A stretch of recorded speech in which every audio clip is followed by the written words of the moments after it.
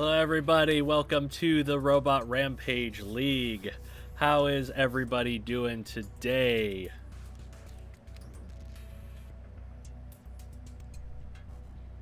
There's the chat up on the screen. Hello, Razor259 and Burnout and Quora and everybody.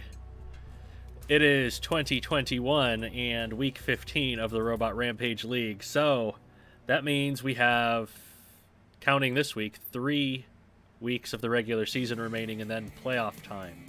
So the standings are going to start to matter very soon. Yes, Happy New Year, everybody. Let's hope it is a happy year for us all.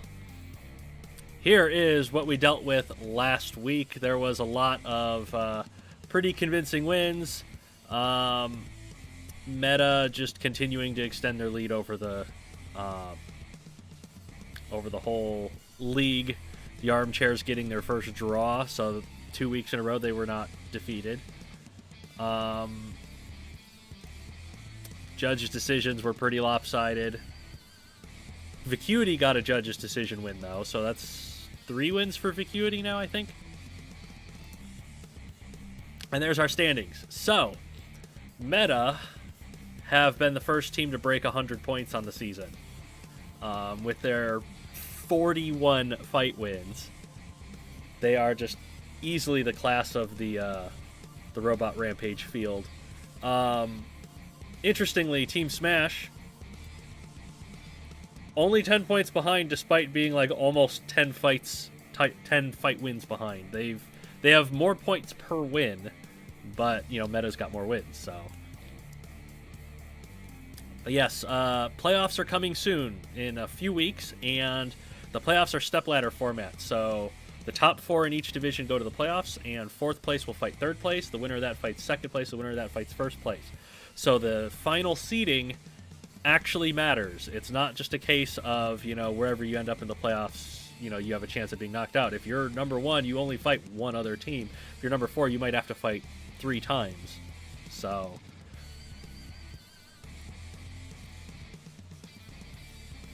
Eeveeon went from like 8th to contesting a playoff spot. Yeah, Division 1, there's a lot of teams moving back and forth in and out of the playoff spots. Division 2, there's only really 5 teams competing for 4 spots.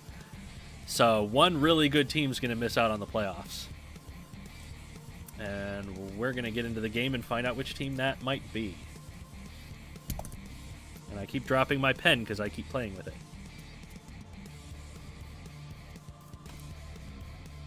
Right, it is robot fighting time. And we start off with Stormlab and Valley View.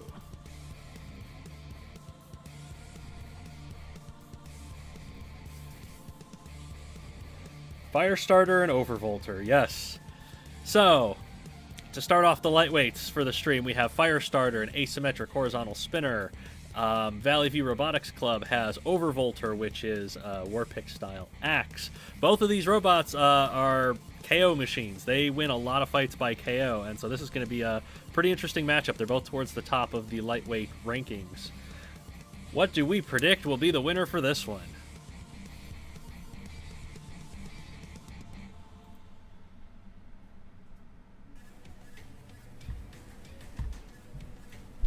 Rearrange some of my stuff here so I have space to write.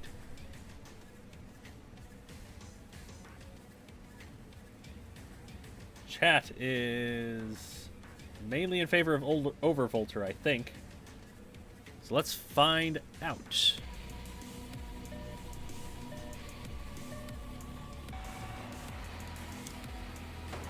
Ooh, that was a big hit with the sledgehammer to Overvolter's chassis, but Overvolter's got the bar stopped and is pounding away at Firestarter. Look at the damage that it's doing. That's a good chance. They both have a good chance to knock out each other's weapon. So far, it's not happened yet. Although Overvolter's taken damage to that side, and it's now lost a wheel, and Firestarter's turned Overvolter over, which was just in the nick of time, because look at the damage that Firestarter had taken. There are some control board hits. I imagine this fight is going to be over pretty quickly here, because Overvolter's weapon has come off. it's been turned over. It can't self-right or drive upside down. Firestarter either needs to leave it alone or get that bar up to speed and get that last control board hit in to wrap this one up.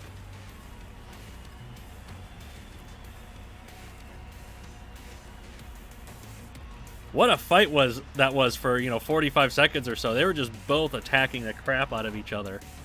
And Overvolter came off the worst for it. Come on, Firestarter, stop padding your damage point totals and win the fight, please.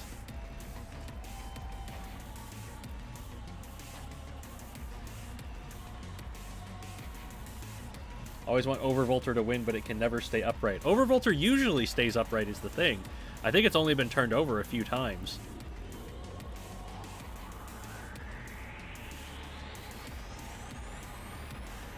Firestarter is just hurting its match time stats. This is true. Especially if this goes to the judges instead of being a TKO.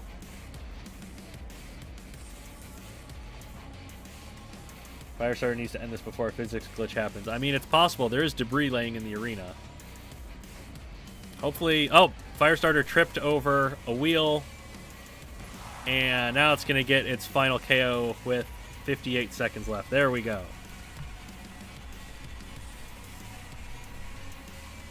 So that is 122 seconds.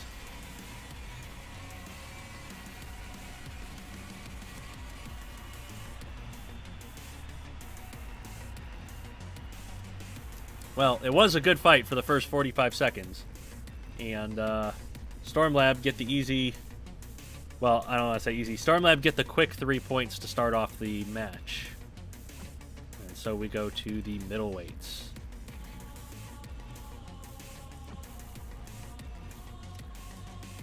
So, Stormlab coming to the middleweights with Sludge, an invertible 4-wheel drive, incredibly aggressively driven rammer. Valley View have Galactic Fabrication, a rear-hinged flipper. It does not have damaging components on the flipper. It's a pure flipper in that sense. But it has a pretty steep wedge. We've seen Sludge throw itself over the walls off of wedges before, but not a wedge this steep yet. So, predictions for Sludge versus Galactic Fabrication.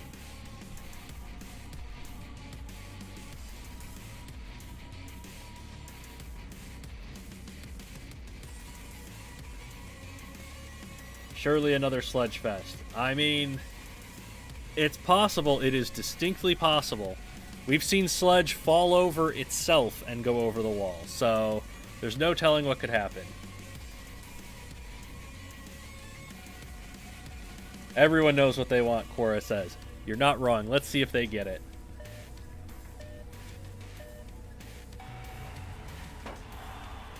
Yes! He almost didn't make it over, but Sludge did manage to get over the wall.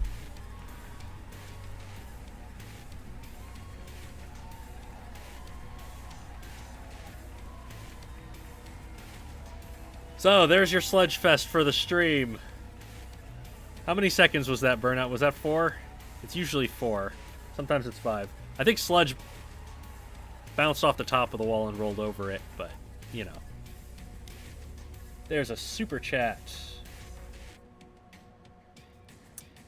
Midnight McLeod. Heyo, I'm sorry I'm late, but I'm finally here. Welcome to the stream. You've missed one fight. That's all you've missed. You are pretty much as on time as you can get.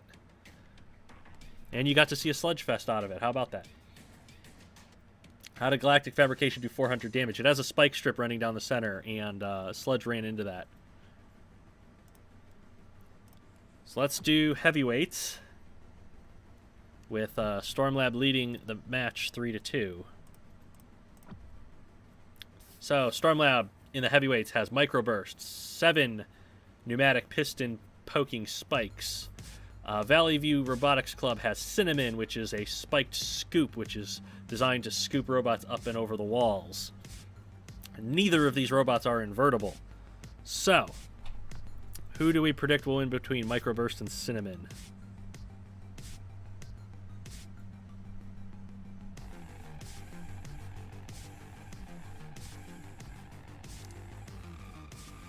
This is not a bad matchup for Cinnamon, Burnout says. It's not wrong. Cinnamon's got a lot of components in the front to protect against Microburst's weapon power. And it does have the ability to scoop under things, and Microburst is not very low to the floor, I don't think. So, chat is split. Mainly in favor of Cinnamon, I think, though. So let's see what Cinnamon has for Microburst.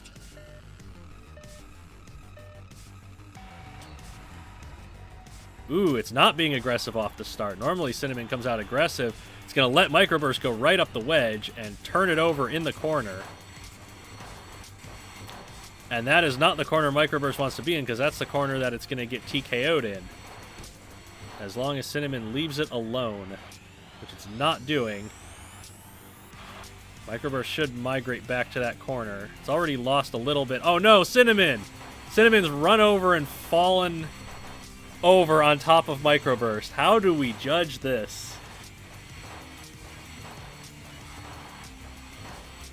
Because this is going to be a TKO count. Do we restart it as a double TKO? Burnout, what do you think?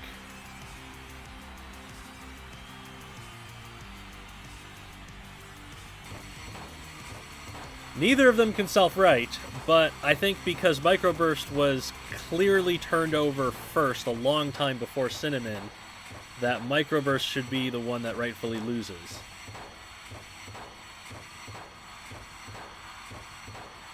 What do you think, Burnout?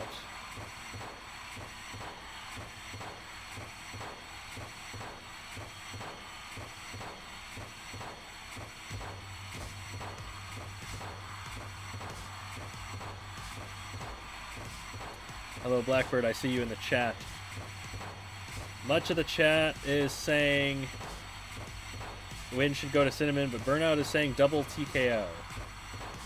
Does that mean both robots lose?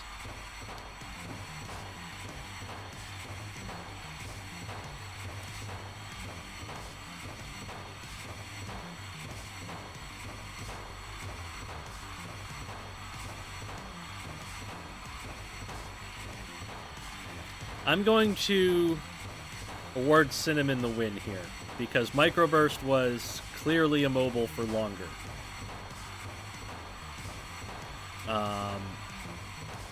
It would be one thing if they had both fallen over at roughly the same time, but Microburst was unable to self-right for much, much longer in the fight. So I'm going to give this one to Cinnamon.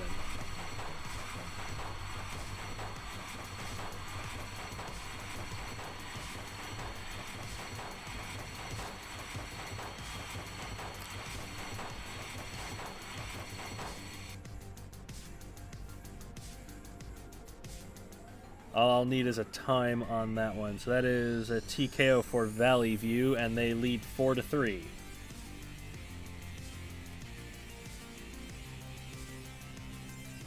Which means it is super heavyweight time.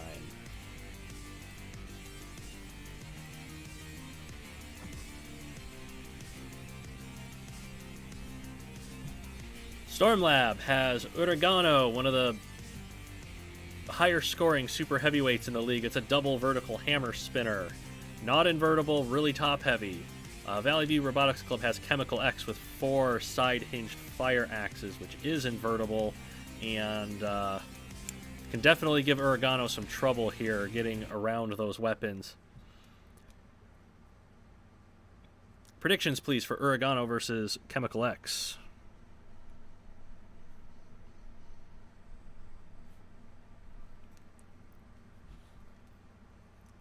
Most of the chat leaning in favor of Uragano for this one. So, let's see. Uragano has shown a tendency to lose hammers against defensive features, which ChemicalX has in abundance. ChemicalX has lost one of those fire axes, and actually Uragano's getting underneath it and attacking it from the rear now. So ChemicalX taking damage to those rear drive motors, and wow, Uragano flipped it straight over. And now a hammerhead has come off, as well as another 2 axes. There goes more hammers and wheels. Parts are flying here. More hammers coming off, more wheels coming off. Uragano unbalanced as hell. And with just 2 hammerheads remaining, I think, but it's taken off the entire left side drive of TekonoAxe. And lost all of its hammers now. So, Uragano down to a push bot, and TekonoAxe going to space because of physics. So that is a restart.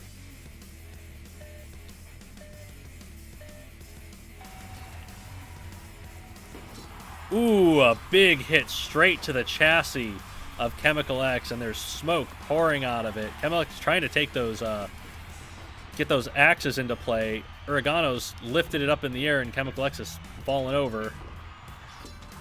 There goes the rest of the axes, and I think Uragano's going to get a KO here. There it is, 24 seconds.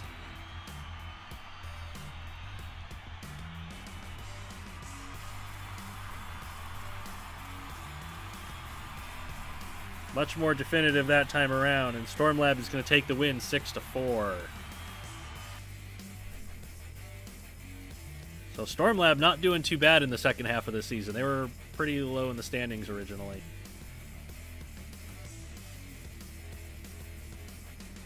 But now it's time for what might be the biggest power match of the stream. We have the C Team and Sinister Creations.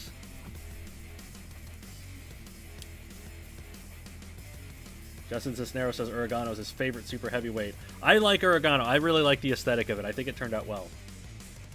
It's one of my favorites that I've built.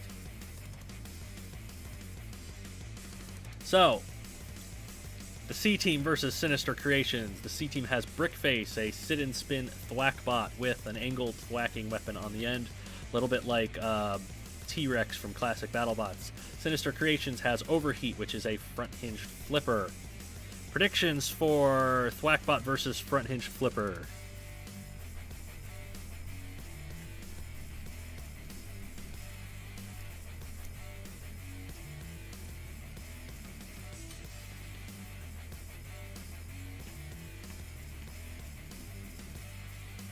It looks like we have... the chat's kind of split between Brickface and Overheat at the moment. Foduck says his favorite bot is Hyogini. Hyogini's a pretty cool looking robot too. Well, chat seems sort of split, so let's see what the game thinks will happen. Wow, Brickface tried to get into Overheat's side and just went straight up the wedge. Overheat's trying to attack it from a distance. It's not really doing much. I think he got a hit on Brickface's chassis there, but Brickface too slippery to attack really for Overheat. Doing a great job keeping Overheat at bay and doing a lot of damage to that wedge. Overheat doesn't really have the drive power to dive in there and get to Brickface's chassis before it's knocked away. It's got to... Oh! Brickface was able to wedge under the wedge of Overheat.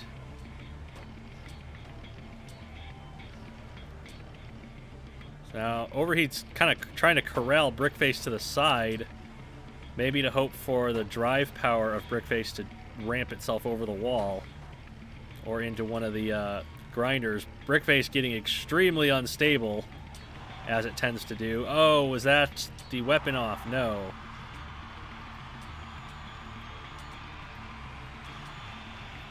Yeah, Overheat's definitely trying to get Brickface to the side of the arena to get it stopped, but Brickface is not stopping, except when it's stuck on its end like that. Ooh, a big hit.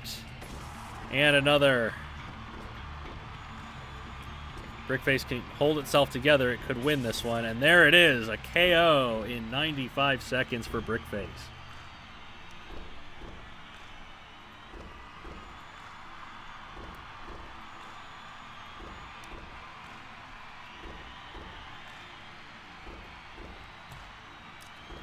And the C Team off to the early lead. But now comes two of the best middleweights in the league. The undefeated 14-0 Explicit Equation with the 4 pneumatic piston-mounted spikes and Cycloid with the 2 Warpick-style side-hinged axes. Both robots are invertible.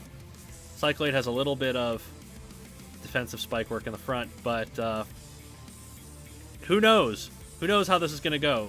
Maybe Explicit Equation can keep Cycloid at bay with the pistons. Maybe Cycloid can get to the side of Explicit Equation's front chassis and KO it that way. What do we think will happen?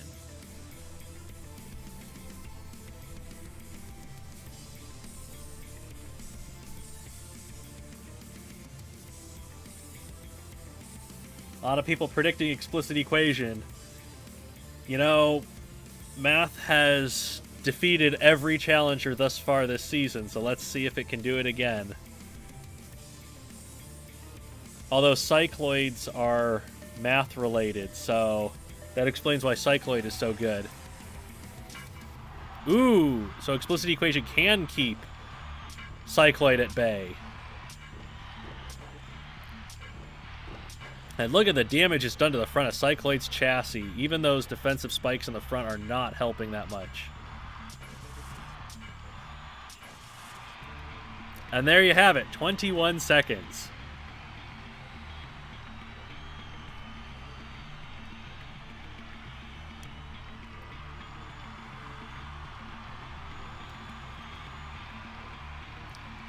Can't get much more definitive than that.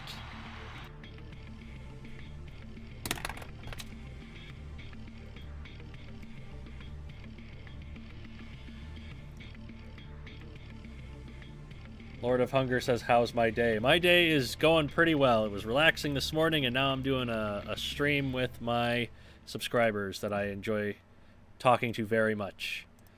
It is a good day so far. Alright, well, the C team has 6 points now, so the best that Sinister Creations can do is tie the match. And so they bring Omnipresence to the heavyweights. It is a sit-and-spin flail thwackbot that is invertible. The C team has Steel Dragon 2000, which has these kind of bitey weapons classed as overhead axes and rear hinged flippers together. Steel Dragon 2000 I don't think is invertible, so I don't. Will that matter? I don't know. But what do we predict will happen between Omnipresence and Steel Dragon?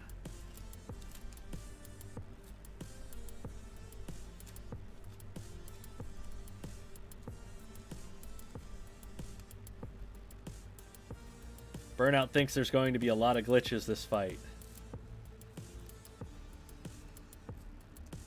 Quite a few people going with Omnipresence, quite a few going with Steel Dragon 2000. It's going to be... It's split in chat, so let's see what happens. What do these two have for each other? Well, Omnipresence is getting up to speed and knocking Steel Dragon 2000 away. It's knocked off a wheel, one of the weapons on the bottom, and then gone to space. It's a helicopter.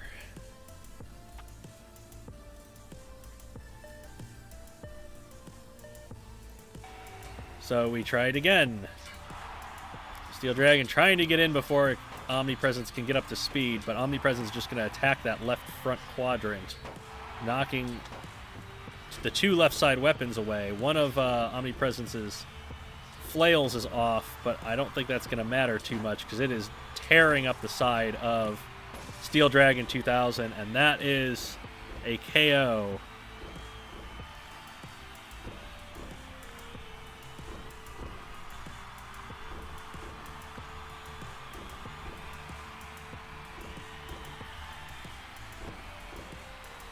What was that, 23 seconds? I'd have to check. Well, Sinister got 3 points back there, so now it's 6-3. Can Sinister Creations tie the match? That would both be big points for Sinister Creations, which they need, and it would stop C-Team from getting bonus points for winning the match overall. Both are important things in this match here. Is there a life insurance policy that covers death by flying turbo robot? Probably not, at least not in the Robot Rampage League, because that's pretty common occurrence. So, Super Heavyweights time. The C team has Hygiene, an 8-wheel drive rammer that is mostly invertible. It's got a lot of spikes up front. Sinister Creations has Rabid Fox, which is 4 vertical spinning weapons. It gets knocked over pretty easily, but it also does most of its damage while it's upside down. So, what's the prediction for Hygiene and Rabid Fox?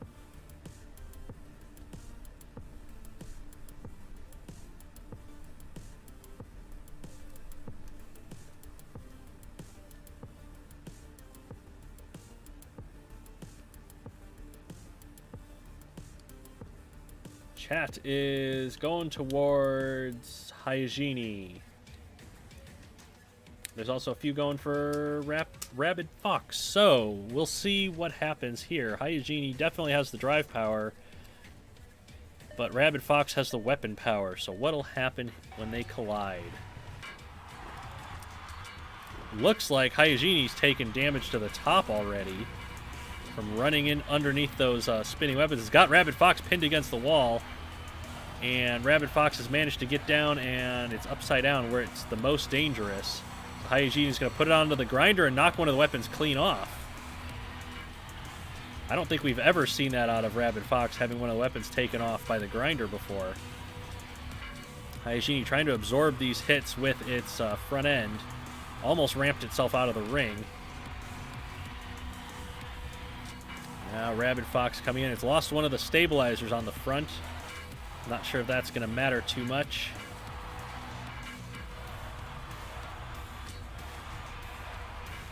Spikes coming off of both robots, mostly Hygiene at this point, I think.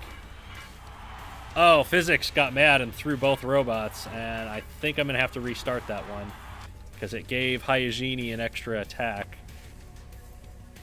Normally, if the robots can, like, recover quickly and end up at the same place they were before, I'll let it run, but that gave Hygiene another chance to attack, and it's almost throwing itself over the wall here. Rabid Fox went after Hygiene's wheels and missed, and Rabid Fox is going to be pushed into the wall and turned over here. And it's stuck against the wall, and Hygiene... Well, Hygiene needs... It does not need a KO. Rabid Fox needs the KO to tie the match up. So Hygiene could settle for a TKO. They want to make a statement and get those points and get a KO here. Hygiene needs to be careful it doesn't back over the wall like it did in a previous fight against Overseer, I think. Ooh, another big hit has turned Rabid Fox upside down on the grinder. Hygiene being wary of going over there. Now it's going to attack it. Knock the tail off of Rabid Fox now. So maybe Rabid Fox can self-right if Hygiene would leave it alone. But Hygiene took a wheel off and then almost threw itself over the wall. So Rabid Fox without that right side wheel now. Hygiene barely able to move while it's upside down, because only those rear wheels are on the floor. It's getting those spikes back into Rabid Fox's weapon. But Rabid Fox struggling to move.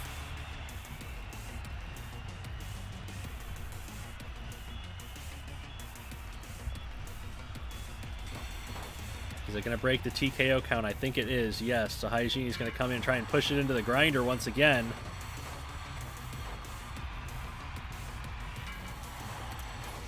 Hygiene trying to make use of the arena hazards here now that it's lost a lot of its drive power. Rabid Fox has to break a count once again. Hygiene going to come in and take some spikes off. It took the last wheel off. And it got the KO with 1:06 remaining. Hygiene with the win.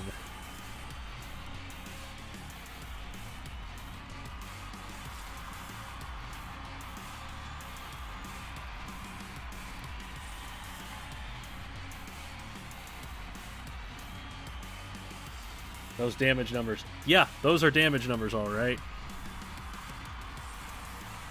But that gives the C team a 9-3 win, which is going to be critical in the playoffs to have those extra points, because with that bonus point for winning the match, that's 10 points they get.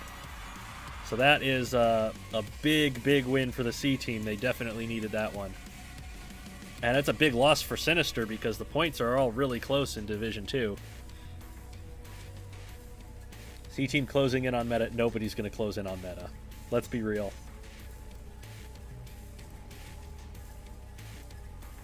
Let's go on to our third match, which is between the Armchair Engineers and the Moscow Mantines. So the Armchair Engineers are no longer dead last overall. It's actually River City Robotics now that is dead last. So the Armchair Engineers getting a little bit of momentum towards the end of the season. We'll see what they can do with it. They bring Whipwreck to the lightweights, which is a sit-and-spin flail thwackbot, which is invertible. The Moscow Mantines bring Hailstorm 4, a front-hinged flipper. What do we predict for Whipwreck and Hailstorm 4?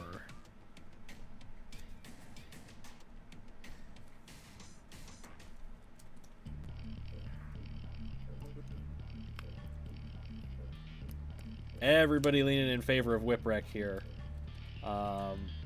I think Whipwreck has the weapon power advantage over Hailstorm, but it's also got that uncontrollable drive power if it ramps up Hailstorm's wedge. So, let's see how it goes.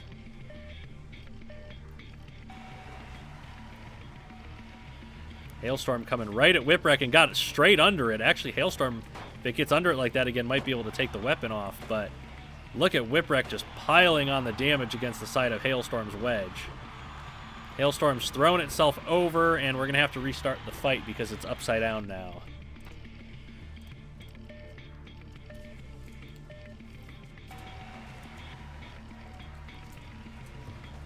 Hailstorm getting into Whipwreck's chassis. Whipwreck throwing itself straight up in the air off of Hailstorm's wedge. Needs to be careful of that so it doesn't throw itself out of the ring.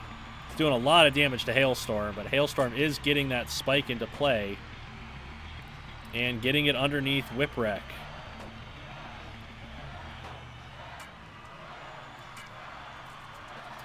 Whipwreck actually attacking that front-hinged flipping arm. Oh, it broke the whole flail off.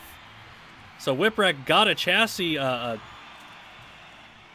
control board hit, but lost its weapon in the process. And so now it's down to drive power alone for Whipwreck, and that might not end well fighting a wedge with a box of drive power. Hailstorm has taken off that pole that was used to have the weapon attached to it. And now it's got Whipwreck over to one of the corner grinders. Whipwreck tumbling over itself as it's trying to drive. Now Hailstorm's got it pressed against the wall, and Whipwreck needs to get out of there, and it's struggling to get traction on anything.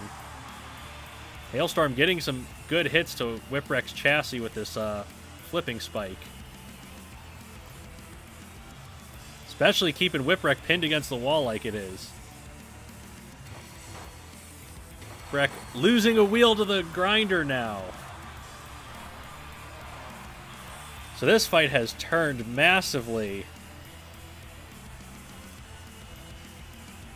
And Whipwreck almost running away. It's crab running away.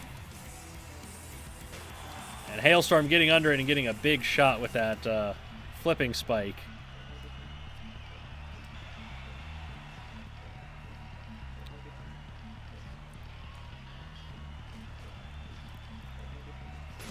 Ooh, a chassis hit. That's another control board hit for Hailstorm. So both robots are on control board hits. And that means that this fight could end by knockout. There's 38 seconds remaining.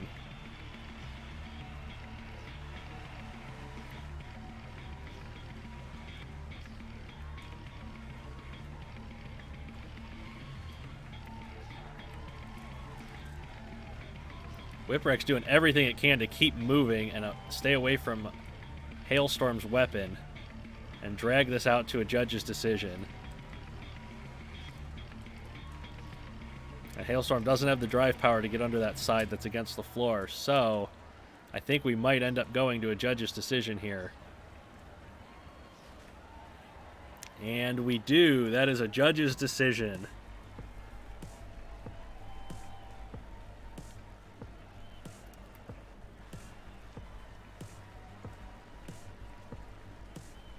Very similar amounts of damage caused by each other's weapons. But Whipwreck was in a very bad way at the end of that one, and Hailstorm was still functioning. That'll be interesting to see how the judges determine that one. Either way, getting 1 point out of a fight with the playoffs coming up soon is not necessarily a good thing.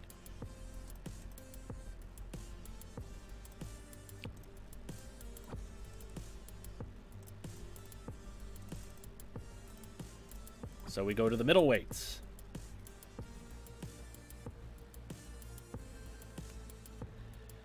The Armchair Engineers bring Mini Berserker, which is 2 horizontal spinners in the front.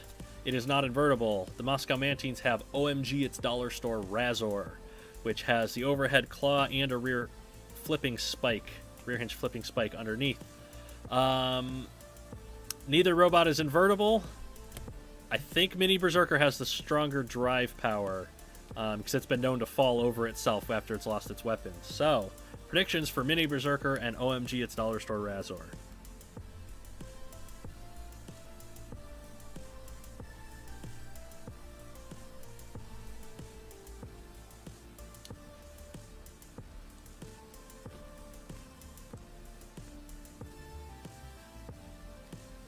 Don't think Mini Berserker has won yet. I think Mini Berserker has 2 wins on the season.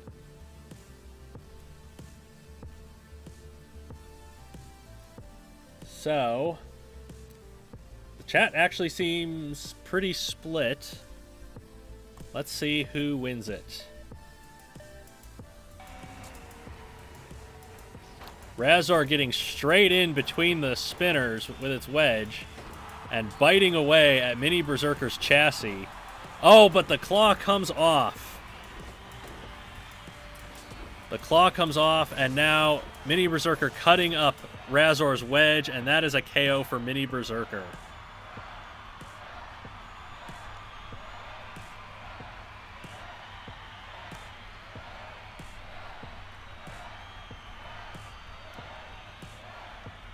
So that was looking really good for Razor for a little while there, and then the claw came off, and the damage started to pile up.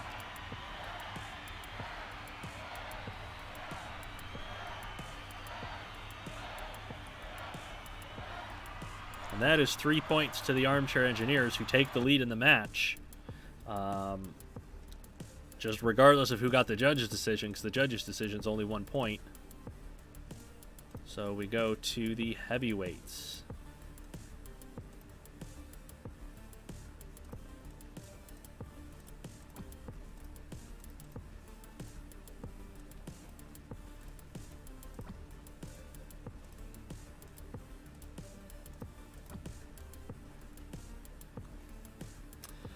So, in the heavyweights, the Armchair Engineers have the multi-bot Axis and Allies. Axis is a front-hinged flipper, and Allies is a double vertical spinner. The Moscow Mantines have Tougher Than Nails, which is these 4 crushing sledgehammer weapons. Tougher Than Nails is invertible, so the flipping from Axis shouldn't be too critical. Allies is not invertible, though. And Allies has been known to fall over. So, predictions on Axis and Allies versus Tougher Than Nails.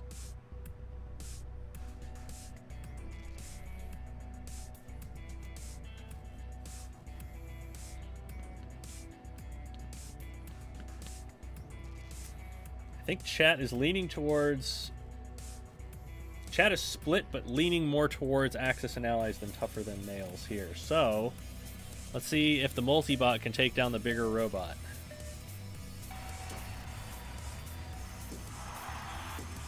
Allies is getting bullied by Tougher Than Nails to start. Axis is going to sneak in from behind and wedge under Tougher Than Nails, but not far enough under to get that front-hinged flipper into play.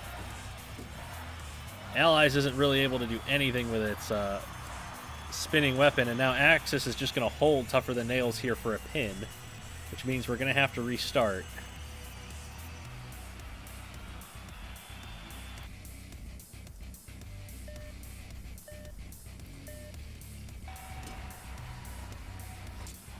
Ooh, Tougher Than Nails charged into Allies and knocked it completely over, and now it can focus all of its attention on Axis.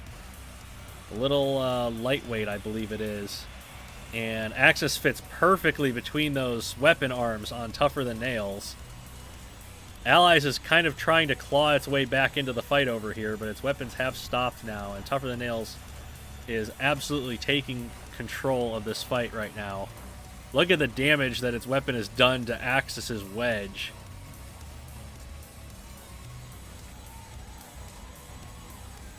Oh, Allies managed to self-right it. He's gone straight into the rear of his own teammate. But push Tougher Than Nails back to the grinder. That right side wheel is vulnerable right now.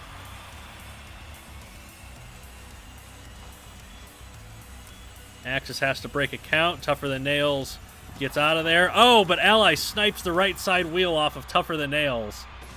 Tougher Than Nails was still focused on the smaller robot, and Allies came in and took full advantage. So Tougher Than Nails trying to keep those weapons in front of it so that Allies does not get to its chassis any longer.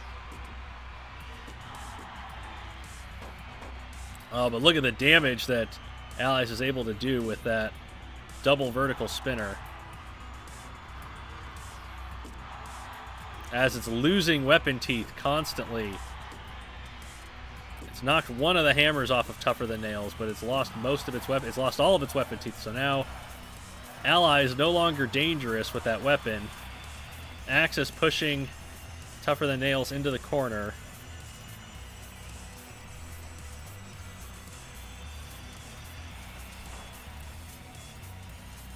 Now a count has started, and Axis is making it as difficult as possible for Tougher Than Nails to get out of here.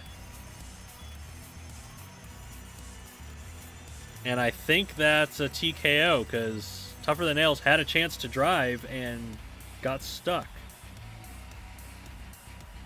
I'm going to wait for Burnout's verdict on whether he would consider that a TKO or a pin. I think that is a TKO, because Tougher Than Nails did drive forward and then drive back, and it had the space to maneuver and wasn't able to. Didn't move. Yeah, that's a TKO. Okay. What is the time on that fight, please?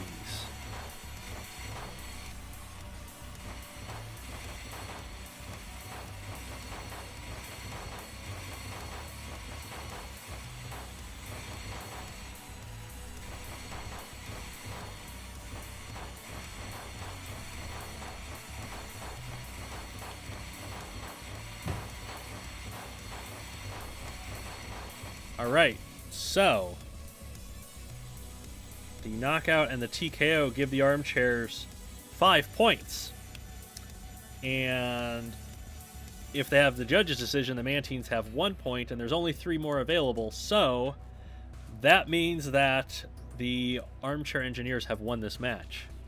The most points that the Mantines can have at the end of this is 4. And the game crashed. Excellent. It can't handle the Armchair Engineers winning streak, or undefeated streak.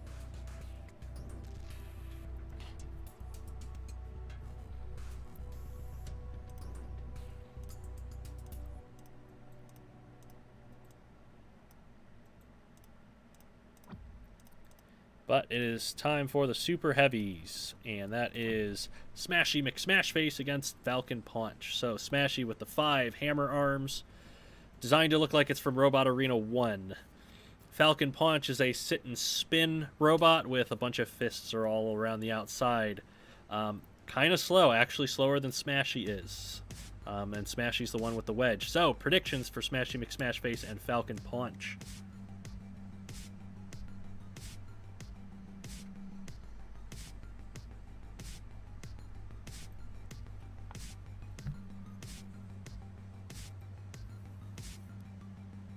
Falcon Punch to do the smashing.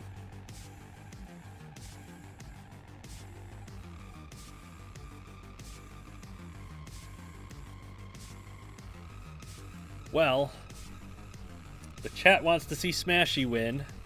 Smashy's gotten 2 wins on the season the last couple weeks, so let's see what Smashy can do. If it can even get off the wall, which it cannot.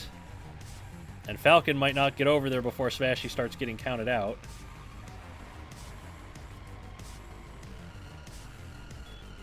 So we're going to have to restart that one and see if Smashy can get down off the wall.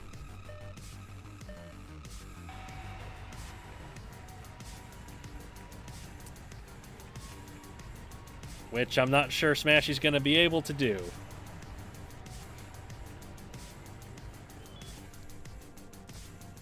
Eventually, we will get a fight out of this.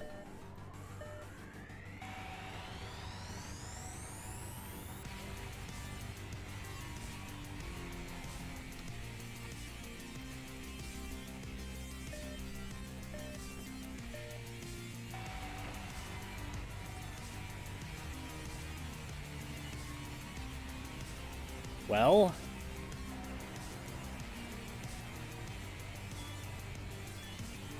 Smashy's almost down. It is down. Okay, we can have a fight.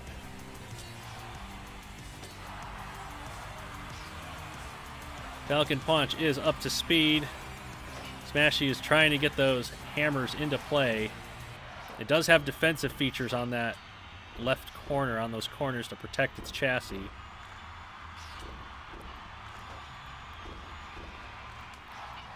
Oh, but it's lost one of its hammerheads now. Falcon Punch is getting hits to that left front of the chassis, I think. In fact, yeah, it's got Smashy KO'd. That is 49-second KO.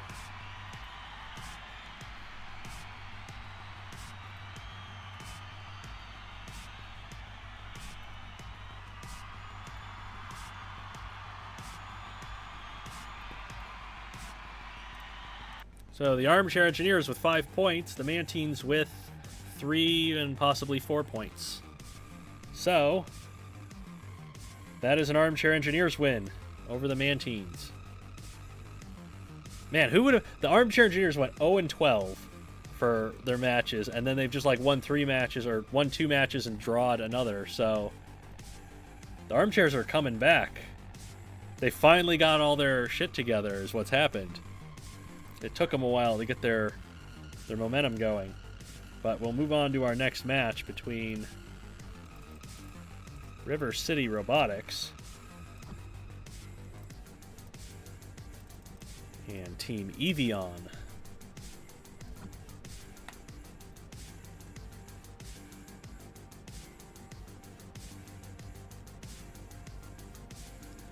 So, Network is competing for River City Robotics in the lightweights. It is a saw blade spinner. We classify saw blade spinners differently to other kinds of spinners because the saw blade parts do slow damage over time rather than a lot of damage in a big hit. It's facing Kurbnalob for Eeveeon. It's a vertical spinner, but it spins downwards and traps the opponent against the wedge. What are the predictions for Network versus Kurbnalob?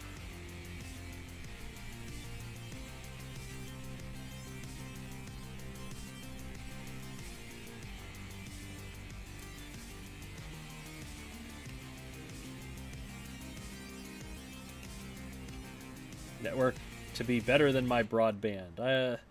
Man, everybody's networks have been slow lately. Because everybody's stuck at home with the holidays and whatnot. So let's see what Network has for Kurbnalob here. Then cut up that wedge, or if Kurbnalob can get that vertical spinner all the way back to Network's chassis. It almost fell over running into Network. And now Network's got Kurbnalob on top of the saw blades, but that's not really where they cut with. Oh, but it's pushed, using the saw blades as a wedge, have pushed Kurbnalob into the grinder. And is not allowing Kurbnalob to get away at all.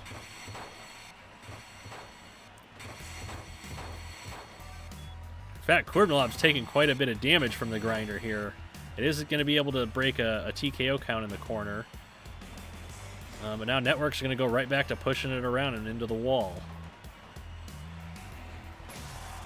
Oh!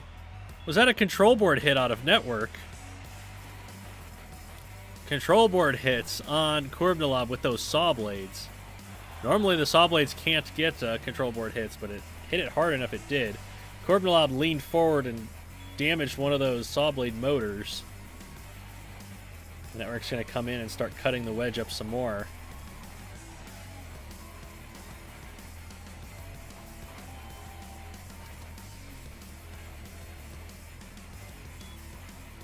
Kormnilov is really struggling to move at all. It's taken so much internal damage. Like, Network might just be able to draw this one out and just wait for Kormnilov to stop moving.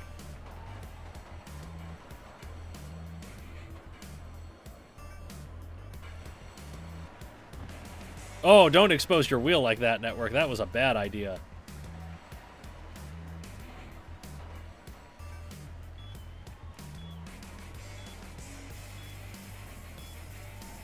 Kormnilov straight up can't move anymore. Network's not even holding it. That is a TKO. It just wore Kormnilov out.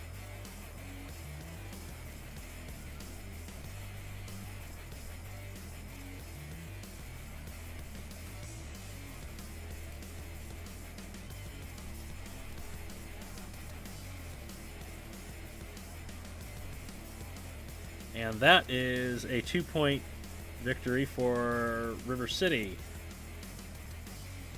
Ran out of batteries. Yeah, that's probably what happened. Kormnilov doesn't exactly have a whole lot of internal space.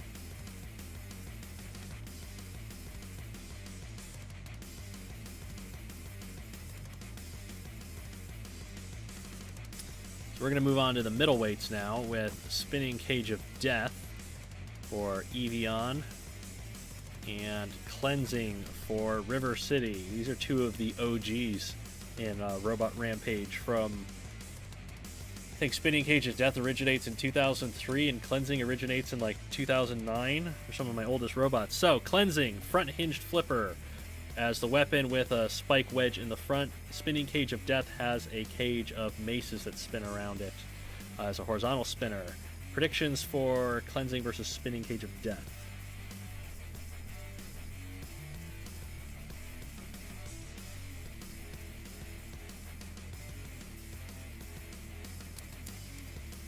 What universe is this Network one? Hey, Network started out 5-0. Network got a lot of wins at the beginning part of the season and then went on a losing streak like nobody's business.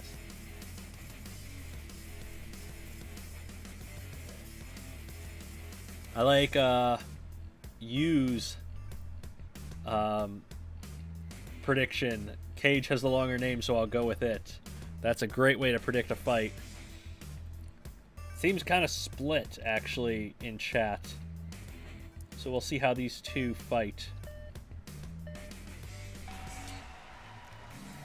Spinning Cage of Death took a while to get up to speed, and that allowed Cleansing to get in and underneath and flip it right over. And it is just going to sit here and wait for a TKO count, I think.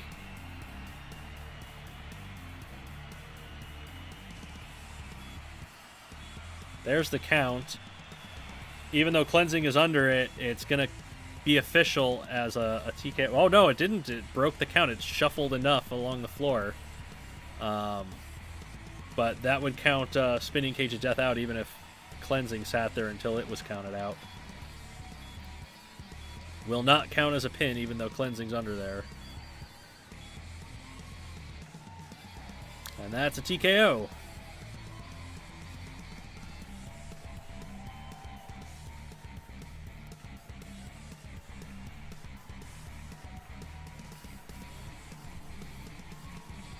And just like that, River City has a 4-0 lead.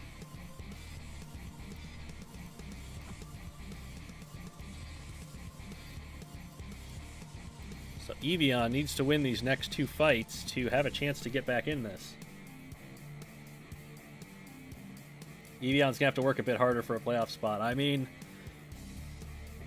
yeah, Eeveeon's not doing well against the bottom place team. So that's not good. Then again, Eeveeon's competing with like the Mantines, and the Mantines took a tough loss this week. So in the heavyweights, River City has Jaws of Death, which is these side hinge swinging clubs. It is invertible. Eeveeon has Spike 6, which is a double front hinged flipper, and it does have protective spikes along the sides, which is where Jaws of Death would be hitting, presumably. So, predictions for Jaws of Death and Spike 6.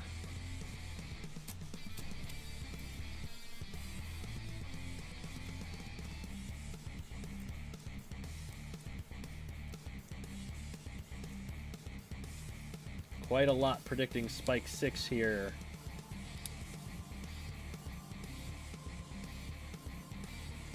Kai, as usual, not predicting anything.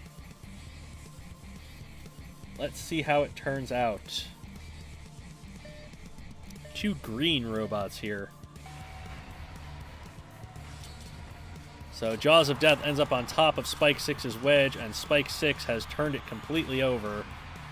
Those swinging clubs are now well up off the ground, and Spike 6 has lopped one of them totally off. But the other one is attacking Spike 6's flipping arms and has broken one of the flipping arms, broken both of the flipping arms off. So now Spike 6 just a wedge bot after getting its flipping arms, its fragile flipping arms, into danger. Has it gotten Jaws of Death stuck against the grinder? I thought it did. It went in and attacked it anyway. Jaws of Death is able to move now. Spike 6 trying to keep it near that grinder. It's the only way it's going to really hope to do any kind of damage to it at this point. Jaws of Death not really able to aim that remaining club very well. It's just driving itself straight up the wedge and not really getting any hits in. But it has done quite a bit of damage to Spike 6's wedge at this point. Whoa! Spike 6 got it wedged under the grinder. That is awesome. Oh, but the spikes broke loose and Jaws of Death was able to get free. That would have been an amazing TKO if that happened. So Jaws of Death with the breakaway spikes, allowing it to get free from the grinder but not take chassis damage in the process.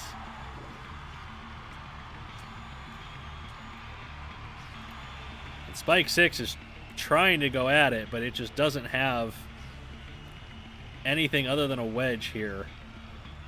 Jaws of Death, unfortunately, it can't really do much either other than just go up the wedge.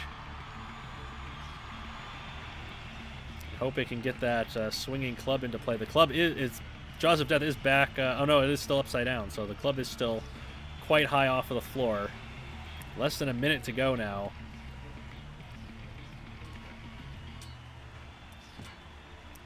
Ooh, Jaws of Death got a hit on those wheel guards for Spike 6. Spike 6 is going to carry it over to the wall once again.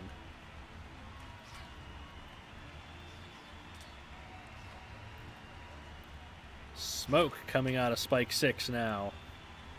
It has taken quite a beating. Gradually over time, but it has taken quite a beating. Jaws of Death spinning away from the wedge.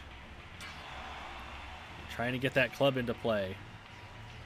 15 seconds to go before a decision is called.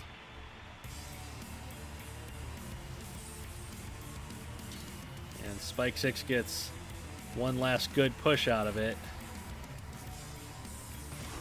Ooh, a control board hit, but it's too late. And time runs out.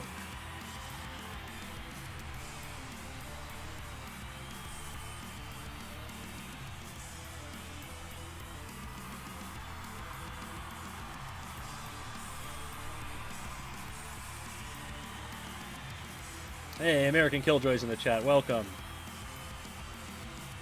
Well, that is going to be an interesting decision to make because Jaws of Death is probably going to lose on control, but it's going to have a lot more damage that it's caused. So it'll be curious to see how that decision goes.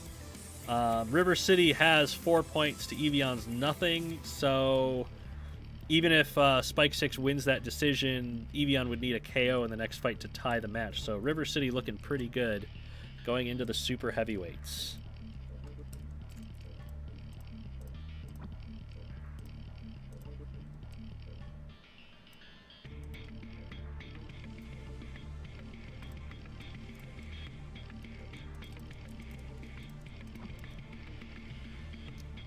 So now, super heavyweight time. We have Overseer for the River City Robotics Club. And it's got a horizontal spinner, which is kind of low slung to the ground. A lot of defensive work everywhere. Eeveeon has Blood Eagle, which is a massive battering ram and protective spike wings down the side. How do we predict this fight's going to go?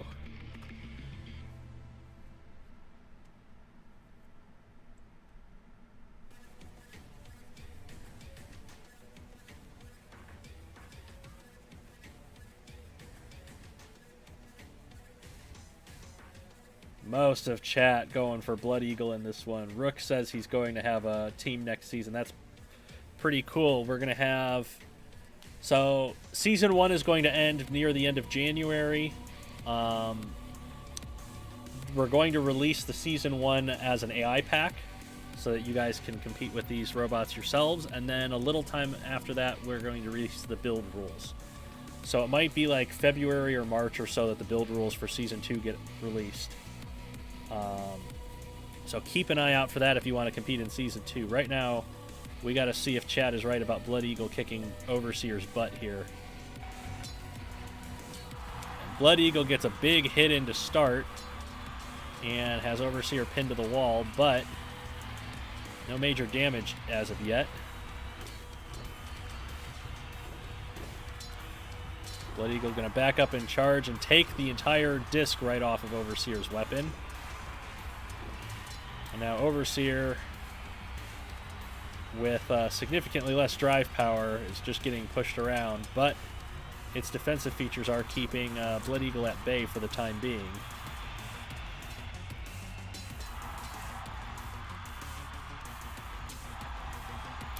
There goes a protective plate.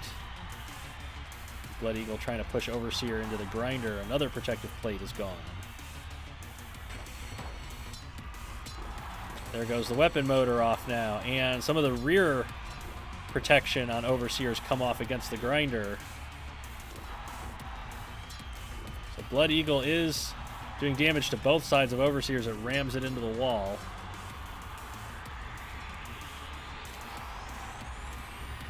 Now Overseer using those two front stabilizers to kind of wedge under Blood Eagle and trap it with that overhead extender for its weapon. But Blood Eagle's going to run it over to the wall.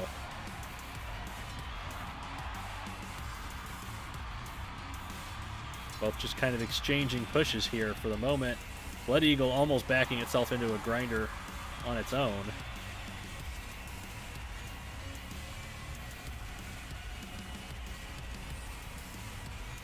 And it did this time. So Overseer getting the credit for pushing Blood Eagle into a grinder. Blood Eagle's going to return the favor and try and push Overseer to this grinder. And Overseer's going to manage to steer away and is going to try to steer Blood Eagle into the grinder on its own. So look at this. Blood Eagle taking wheel damage now to the grinder as a result of Overseer oversteering it. I think one of the front stabilizers on Overseer has fallen off now.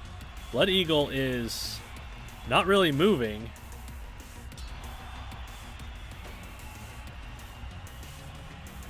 Blood Eagle's really struggling without those rear wheels in place. Now Overseer's got it pushed against the wall. What has happened to Blood Eagle late in this fight? 20 seconds remain, and Blood Eagle is stranded. Oh my goodness, Blood Eagle might be stuck on debris or something. It has just stopped moving. And Overseer is going to get a TKO with 10 seconds remaining.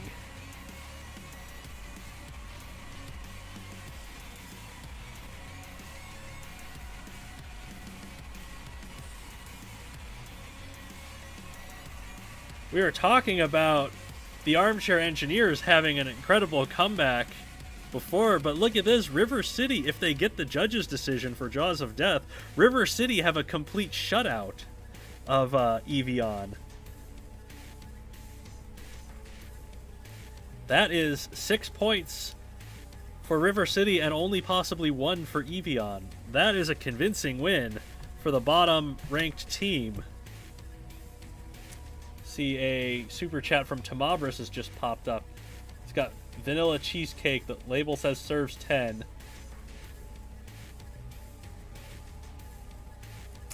So, what it really needs to say is not serves 10, but if you really believe in yourself, it could serve 1. That's what it should say. But yeah, Overseer and River City dropped to 18th overall, and they just got a convincing possible shutout. And we move on to our middle match.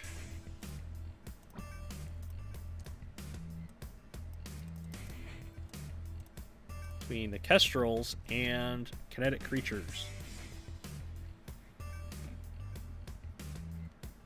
So, the Baltimore Kestrels in the lightweights have El Gringo, a super compact four-wheel drive Rambot. Kinetic creatures have Steel Dragon, which is a vertically oriented sawblade spinner. Predictions for El Gringo versus Steel Dragon, please.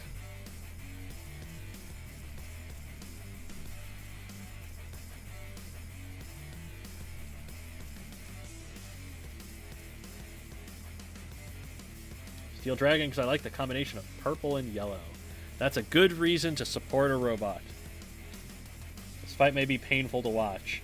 It depends on how long Steel Dragon can drag it out, because El Gringo does appear to have the weapon power advantage for this one. We'll see how it goes. Sledgefest. Not with El Gringo. It doesn't have the speed for that. It's got the four-wheel drive power, but not the speed. Attacking those saw blades with those spikes. But Steel Dragon is corralling El Gringo towards the grinder. El Gringo is doing everything it can to try and push free of it. Ooh, and Steel Dragon's going to get in a good charge on El Gringo's side. And El Gringo actually seems to be on the defensive here, constantly backing up and being charged by Steel Dragon. However, it has knocked both of the saw blades off of Steel Dragon now. So Steel Dragon losing its weapons and taking damage to that wedge, and trying to remain aggressive and take advantage of that wedge and that control that it can get over El Gringo.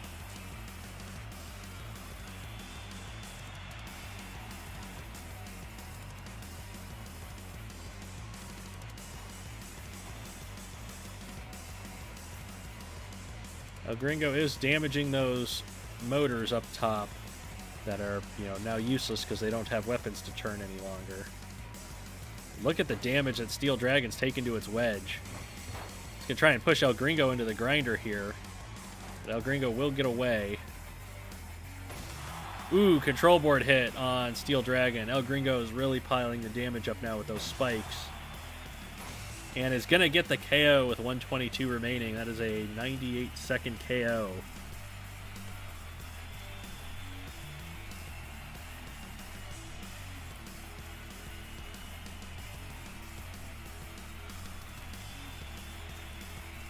And the Kestrels have 3 points to start the match. Just realized that Steel Dragon is identical to Red Mist. I mean, Red Mist was a front-hinged flipper. It's not that similar.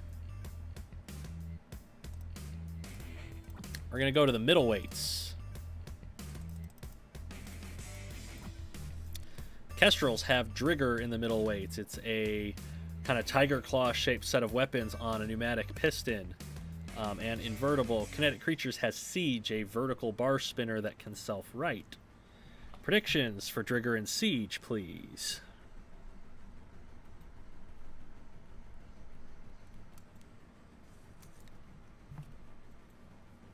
Captain Mantine says, watching my team lose is getting me to build more. Good. We like to see people building for Season 2 of the Robot Rampage League.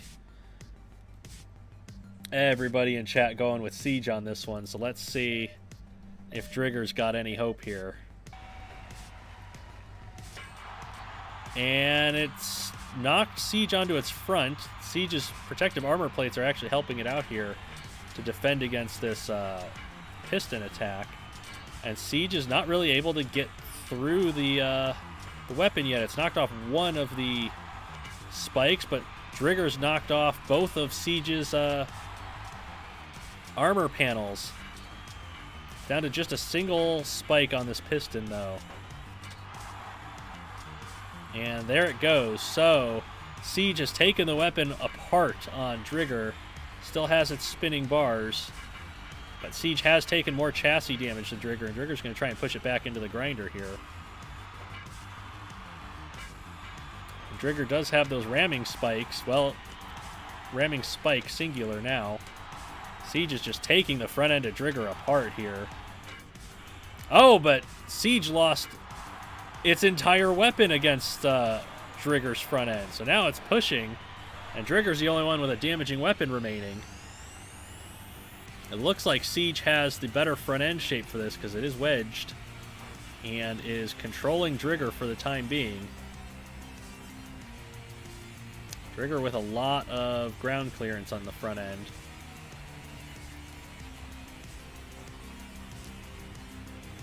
Siege is going to push Drigger over into the wall. Something broke off and I wasn't sure what it was. Siege is definitely in control of the fight at this point with 1:20 left.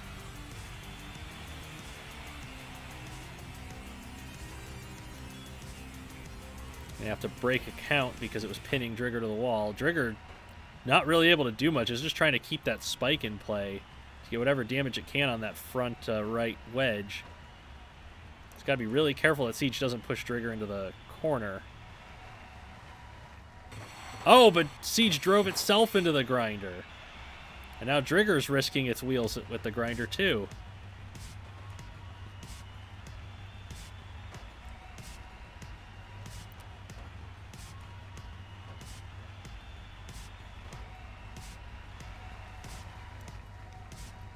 Siege once again taking advantage of its wedged shape to control Drigger and press it against the wall. It's less than 30 seconds remaining, so it's probably going to end up going to the judges, and those control and aggression points are going to matter here.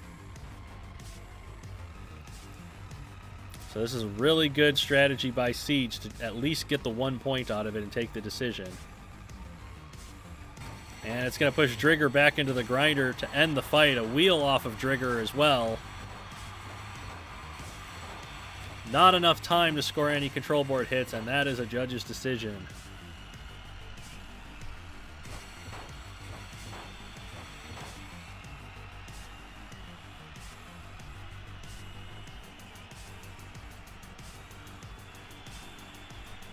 Well then.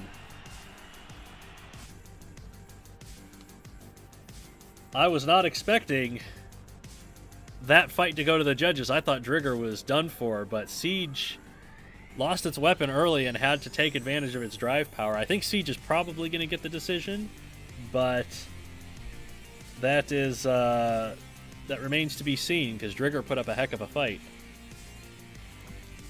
So we're going to move on to the heavyweights.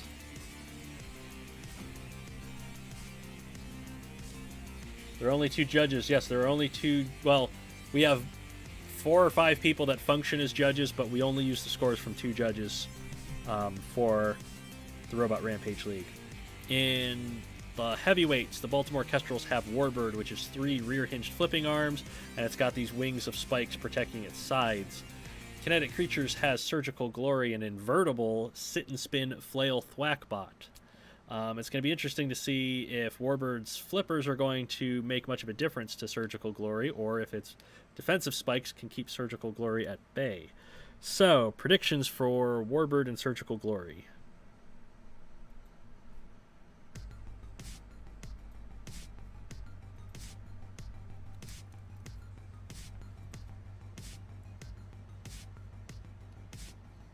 Speed King has a potato team ready for the second season of Robot Rampage League. Well, we'll see how things go after the rules are released, because I've seen a lot of people building and practicing for second season of the Robot Rampage League, but we don't have the build rules released yet, so you might have to rebuild some of those robots.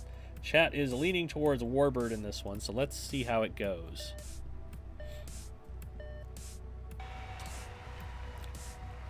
Surgical Glory coming out slowly. Warbird's lifted it into the air and is stopping Surgical Glory from getting up to speed quite well. But all of its flipping arms are now on top of Surgical Glory, and that is going to expose them to damage. They're kind of stuck between the flail and its protective swords. So Warbird's going to back up, and now Surgical Glory going to get up to speed, and look at the damage that it's done to Warbird's wedge with those flails. One of the flails has come off, but the flails have gone over the top of Warbird's defensive spikes and into that wedge.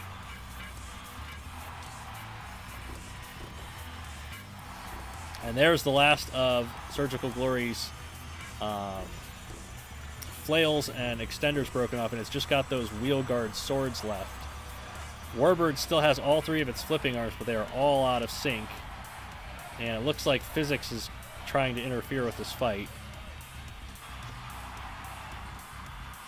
And I ask Burnout if we need to restart that one. Warbird's got Surgical Glory up against the grinder briefly and lost its center flipping spike. And now got Surgical Glory turned upside down. Surgical Glory trying to get up to speed again. Looks okay, Burnout says. Yes, we'll let it continue. Some of the front spikes have broken off of Warbird, those defensive spikes. And Surgical Glory is getting a lot of hits to the chassis. And look at the smoke coming out of Warbird now. It's on control board hits.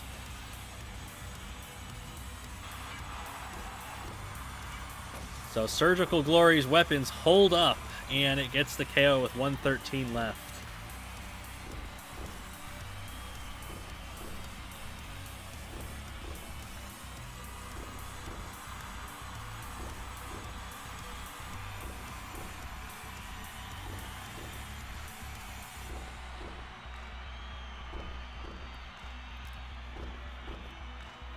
So, that is... Kestrels have 3 points. Kinetic has 3 points. There's a judge's decision somewhere, probably in favor of Kinetic. So it's probably 4-3 for Kinetic, and the Kestrels need a big win here in the super heavyweights to win this match.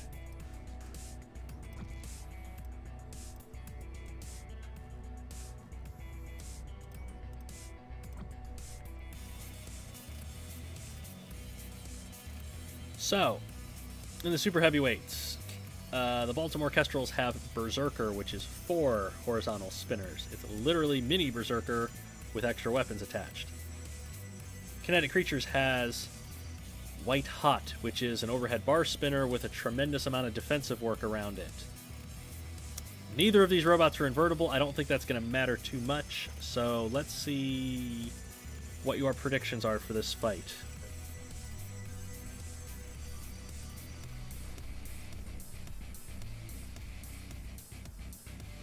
The only winner here is physics. Physics and math.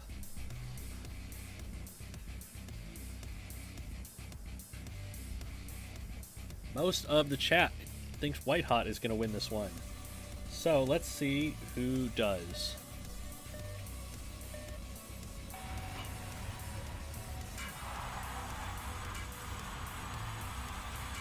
Physics is not being happy with it. White Hot's bar is lopping off the weapons of Berserker and the extender work that holds it all together. And Physics has gone and thrown White Hot onto the grinder, so we have to restart it.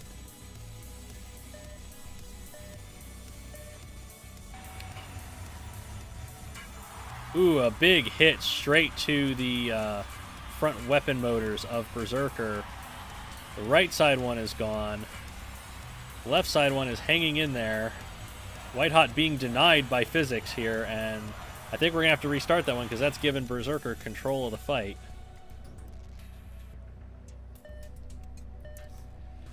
Good old Havoc Physics engine. So, White Hot starts out lopping away at those front weapon motors. The right side one, the left side one are both off. And now it's got Berserker pinned to the wall, and Physics is not happy about it. And there goes Berserker to space.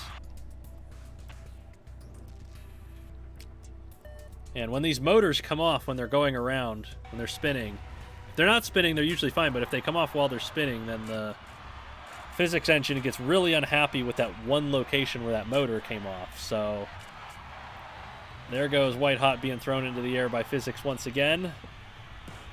I'm going to let it continue because White Hot was able to get down pretty quickly. Berserker now being pushed back into the grinder by White Hot, and look at the damage its chassis has taken from those front spikes. And now Berserker overturned. And there goes a wheel, and Berserker stuck upside down. White Hot definitely has control of this fight. It's just a matter of if Physics makes us restart again. Well, White Hot broke the pin, and Berserker's getting a TKO count. I think it's sliding. And White Hot is not happy about that, breaking the TKO count by sliding.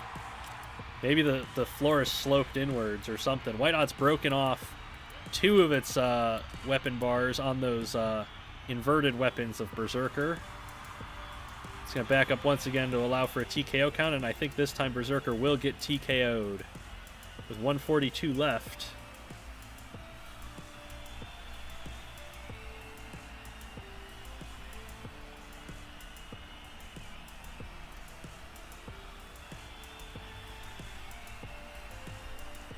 And that conclusively gives Kinetic Creatures the win with at least 5 points to the Kestrels 3. And then there's a judge's decision going somewhere in there. So, we move on once again.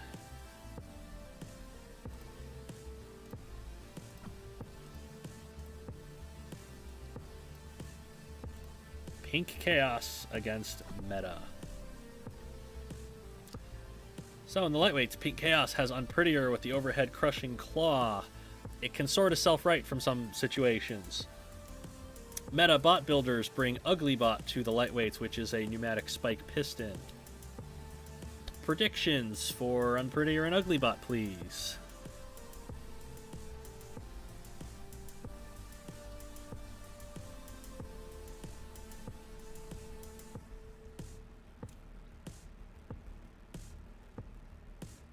Everybody so far saying Ugly Bot for this one.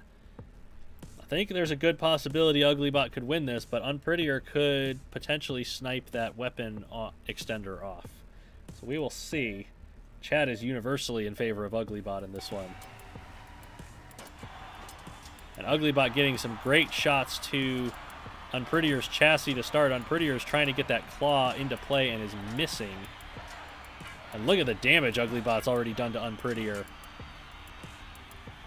Unprettier with the wedge, getting the claw in, and it has broken the weapon off of Ugly Bot now, and has it up against the wall. Ugly Bot falling over using its drive power. Unprettier just going to sit there and let Ugly Bot come to it and self-right, which is sporting. Ugly Bot trying to use its drive power and speed, but it's driven itself into the grinder. And Unprettier going to take a wheel and get the KO. 2:17 left. That was a convincing KO for Unprettier. I did not see a single person in the chat that predicted Unprettier to win that one.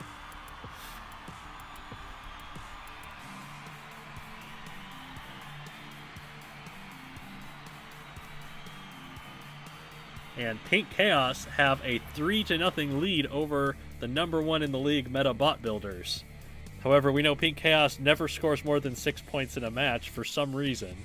Even the matches that they win. So, we'll see how that does for them.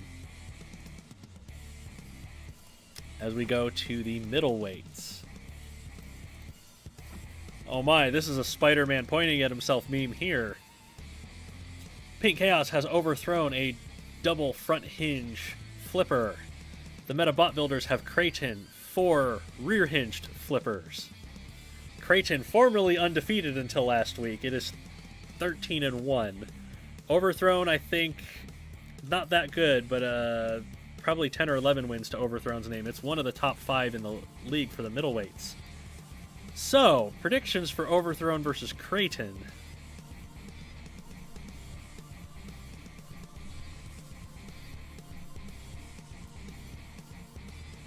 Of course, Burnout would predict Creighton because he built Creighton.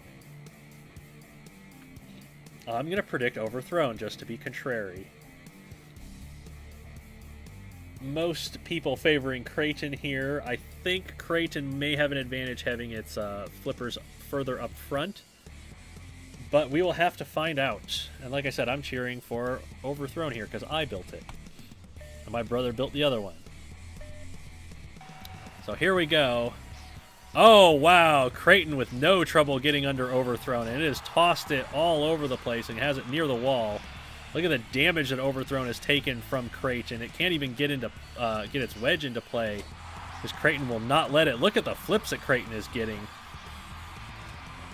Overthrown can't even get off of Creighton's wedge.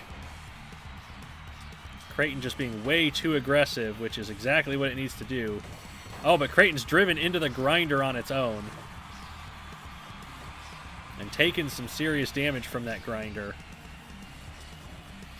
Overthrown doing its best to get back into play, but Creighton is not giving it any chance here. Oh, but Creighton's gone up the wedge now. And Overthrown is the one in control. And look at the smoke coming out of Creighton. It's taken some serious damage in this fight. And now Overthrown's the one who's not letting up. And that is a KO for Overthrown in 58 seconds. Yes. Screw you, Steve. My robot won.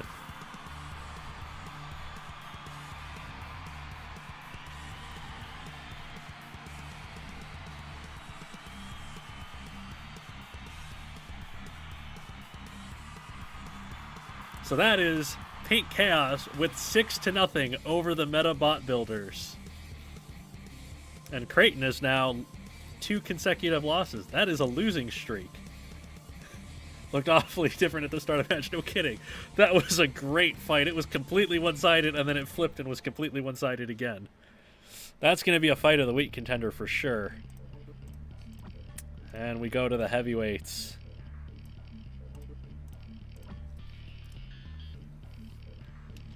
Which, speaking of Fight of the Week, you can vote on Fight of the Week after every stream. We put up a poll on the Robot Rampage Twitter account, @RobotRampage. You can also vote in the Discord server for Fight of the Week. We usually do that a couple of days after the stream. So, in the heavyweights, Pink Chaos has Panther, a 4-wheel drive ramming bot. The Meta Bot Builders have Psychogenic Harmfulness, a double vertical spinner. And Psychogenic is not invertible. Panther probably has the drive power to knock it over, but Panther has to survive that weapon to do so. Predictions for Panther and Psychogenic Harmfulness.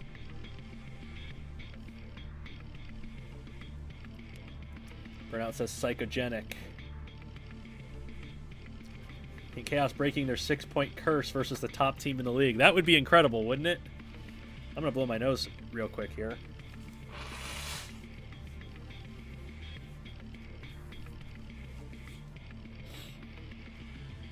Yeah, that would be pretty crazy if Pink Chaos gets their first match with more than 6 points against the #1 team in the league. Then again, we've seen other teams do stuff like that before, so... Panther looks like a crab from this angle. Yeah, I can see that a little bit. So let's get this started. Not a whole lot of predictions. I think they were leaning towards... split, but leaning towards Psychogenic. Panther's got Psychogenic pushed back into the grinder, but it does have armor protection back there. And now Psychogenic has flipped Panther over against the grinder. Panther's lost the tail. Took a little bit of damage to its wheels, but otherwise is unharmed. And is ramming into Psychogenic Harmfulness. He's not really able to pursue Panther. Panther able to attack at will, but it's lost a wheel now. It got careless. Panther lost a wheel attacking without being aligned properly. Now it has to make do with reduced drive power, and Psychogenic Harmfulness has just absolutely taken full advantage and ripped off another 2 wheels and pushing Panther back towards the grinder. All it took was a little driving mistake, and there's another one, and Panther has just lost all of its wheels against the weapon power of Psychogenic Harmfulness. Now, Meta does want to get 3 points out of this one because they are otherwise going to lose this match, but Psychogenic is going to take the TKO instead. So, Meta Bot Builders have lost to Pink Chaos because they only get 2 points out of this match.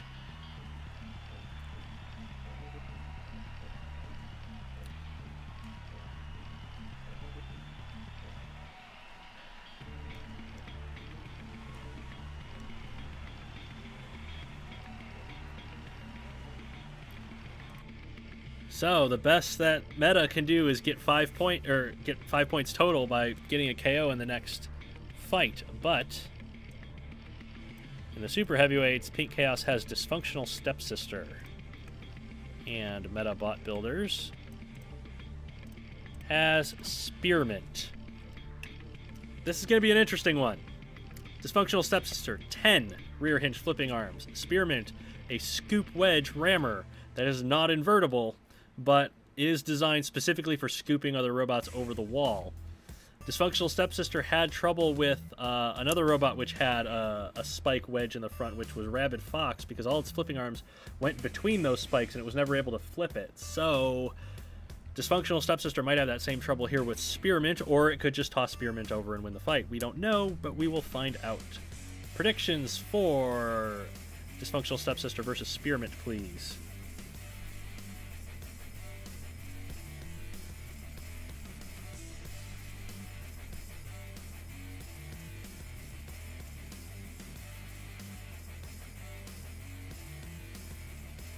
Razor says to expect physics. It's possible. The game really does not like when spikes are jammed between each other, so I think more of the chat is leaning towards Dysfunctional Stepsister, but there is quite a bit of Spearmint predictions in here. So let's see what happens.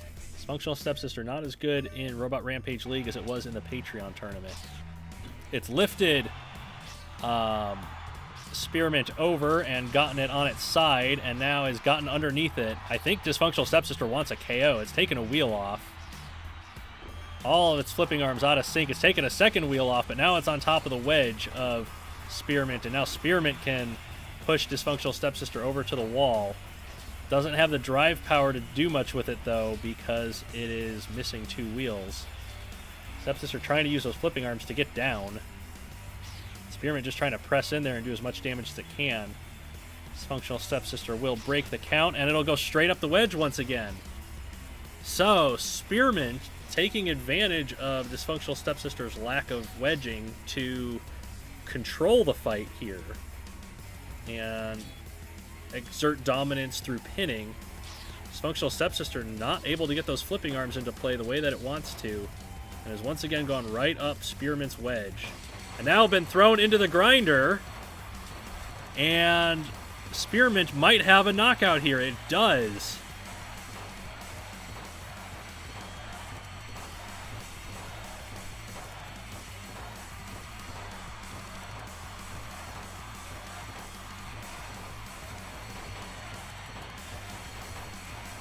So, Meta have kept Pink Chaos to just 6 points and gotten 5 of their own. So, despite losing the match, Meta still got a decent number of points, which is going to make it more difficult for other teams to catch them.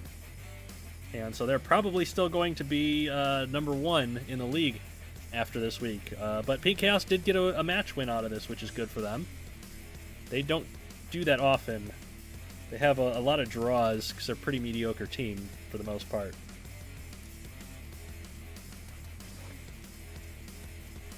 Right, so, up next, HIVE Academy against the Orlando Commandos. HIVE, I think, is number 2 in Division 1, and the Commandos are competing for a playoff spot in Division 2. So these are two good teams competing here. We have Jinx, a side-hinged flipper for HIVE Academy, and the Orlando Commandos have Airtime, a piston flipper. Piston physics work very differently in Robot Arena 2 than in real life. They're missing some of the Newtonian laws of physics, so Airtime may or may not be able to self-right with the pistons. So, predictions for Jinx and Airtime.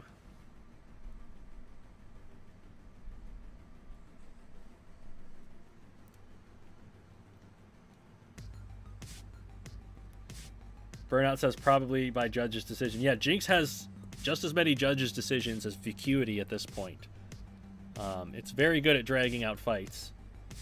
Most of the chat, all of the chat going for, well, most of the chat going for Jinx, especially given Jinx is the only one with damaging weapon components here. So let's see what Jinx and Airtime have for each other to start this match. Airtime mistiming its flip and jumping onto Jinx's wedge, and Jinx has them upside down and pushing Airtime into the grinder with its wedge.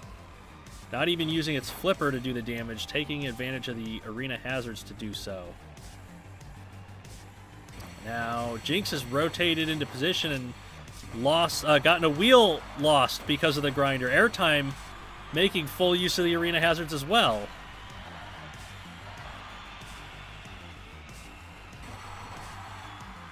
Both robots kind of stunned and not sure how to react for a bit, but now Airtime has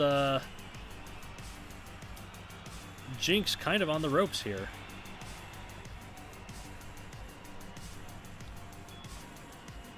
It's going to back up and let Jinx try to break a count, which I think Jinx should be able to do.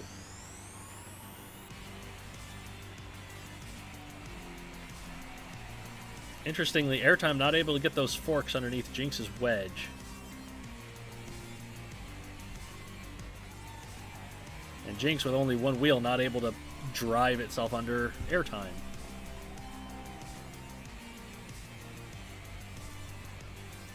Shenanigans have happened. Indeed they have. Nobody in their right mind would have called Airtime to have credit for the most damage in the fight.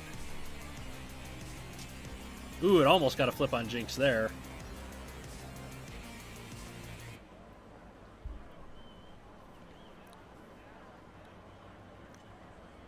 Really, the only thing Jinx can do at this point is just stay facing Airtime as Airtime does whatever it wants.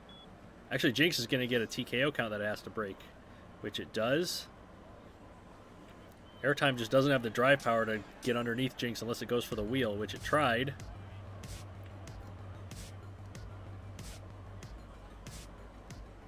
Less than a minute remaining.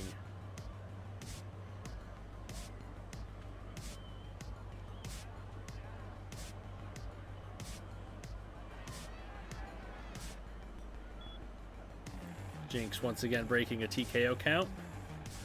And spinning in circles. Oh, but Airtime has mistimed its flip and ended up on top of Jinx briefly. That could have been bad if it ended up on top of the grinder as a result.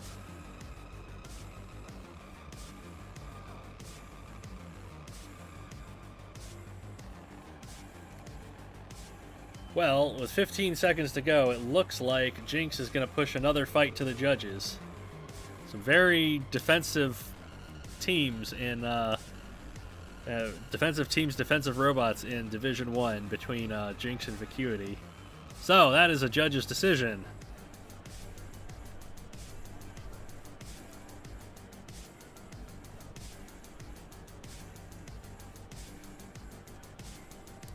And we move on to the middleweights.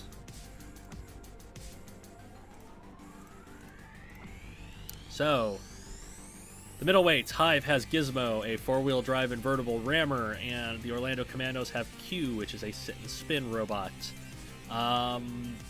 Both robots are invertible. That's not going to be a factor. I think they have... Well, I think Q has more weapon power in terms of more weapon components, but Gizmo will have more speed behind it. So, predictions for Gizmo versus Q.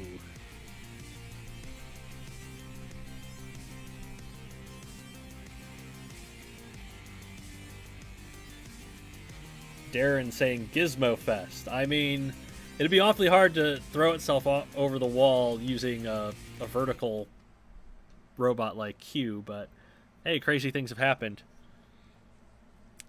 Lots of people predicting Q to win this one, so let's see how it goes. Gizmo tripping over Q and doing a front flip off of it, but able to get away, and each time it backs up, it gets Q to stop spinning and is able to charge in and get a hit again. But it's hard to tell if Gizmo's getting to Q's chassis or just attacking those spikes out front. May just be attacking the spikes. Gizmo almost backed into the grinder. Oh, it got a big hit to Q's chassis there. Look at the dent in Q. But Gizmo's been careless and lost a wheel now.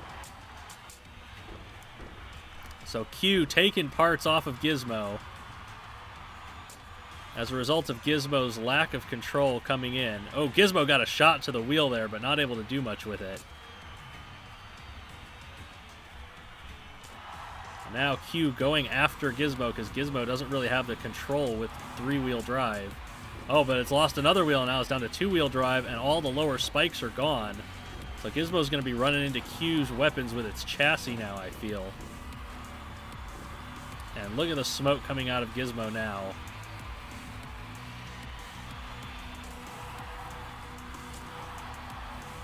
Q tries to get itself up to speed, but it's lost. Q's lost a lot of weapon components of its own. And Gizmo gets another good shot to the chassis and loses a wheel in the process. So this has come down to Gizmo just not having wheel protection has hurt it badly in this fight. And there goes the last of the wheels. So now even if Q gets counted out for not moving from this spin, Gizmo loses the fight because it cannot move under any circumstances any longer. And there's the TKO count. So that is a wheel. I just read somebody said wheel. That is a win for Q with 106 remaining.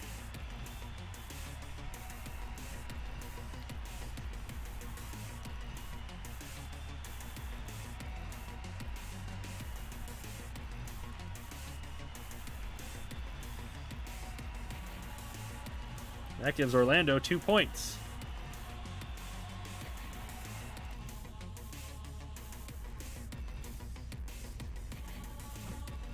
Heavyweights time.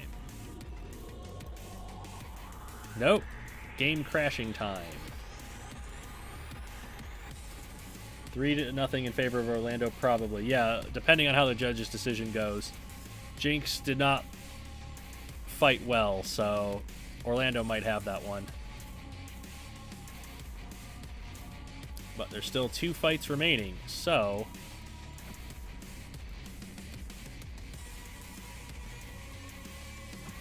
anything can happen.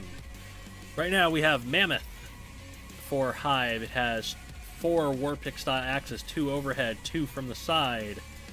Not invertible. Orlando Commandos have Drillosaurus, which is 3 vertical spinning face spinners drill weapons.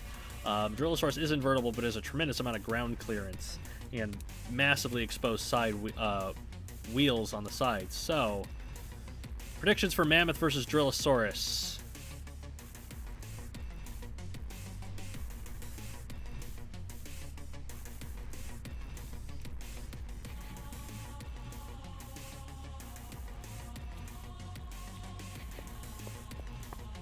Looks like most people in the chat going for Drillosaurus in this one. I mean, it is one of the most destructive robots in the entire league, and I think only has 1 loss to date so far. But Mammoth has overhead weapons, which might be able to reach past those spinners. So let's see what Mammoth can do. Mammoth does have defensive work up front, too. Well, not able to reach past the spinners, able to reach straight into the spinners. It's lost its left side axe already. And Drillosaurus getting underneath Mammoth, cutting up the front defensive work. Cutting up the top axes. Oh, but the top axes have taken the center weapon off. And Mammoth down to just 1 axe on top and on the right side as well. Ooh, it's causing a lot of damage to Drillosaurus on the top, but it's lost most of its axes. Oh, but physics interferes. Okay. I'm going to take this moment to read off a super chat from Midnight McLeod here. Die Drillosaurus. Well, we'll see if Mammoths can take out Drillosauruses. I appreciate the super chat. Here's Mammoth actually pushing Drillosaurus back with its aggressive attacks here, attacking the front weapons of Drillosaurus, losing its left side axe to start. It's going to take a couple of token hits to the rear armor to use up Drillosaurus' weaponry and go right back to attacking. Spikes have come off of Drillosaurus quite a bit here. Mammoth is actually stuck on the spikes. Drillosaurus has lost almost all of its spikes on those. It's lost the left side disc. It's got 1 spike, no spikes remaining on the center disc. And Drillosaurus is stuck on debris. Mammoth's still with those top 2 axes in play, and it's doing a ton of damage to Drillosaurus with them. But Drillosaurus going for Mammoth's wheel, and Mammoth wakes up and realizes what's happening. It's going to go right back to attacking. They're both hitting each other's chassis. This is good. This is close. Mammoth with 1 spike remaining. Oh, it's gone now. So Drillosaurus smoking heavily, Mammoth smoking heavily. Gonna push Drillosaurus back to the wall. and push it up against the wall and flip Drillosaurus over. So Drillosaurus running inverted. It's only got, I think, 3 spikes remaining total out of its weapon power. Mammoth is stuck, I think, high-centered on debris. Yes, Mammoth cannot move. It's got its wheels up in the air on some debris. And Drillosaurus is going to get a TKO win out of the debris from the fight. Wow. That was a heck of a fight.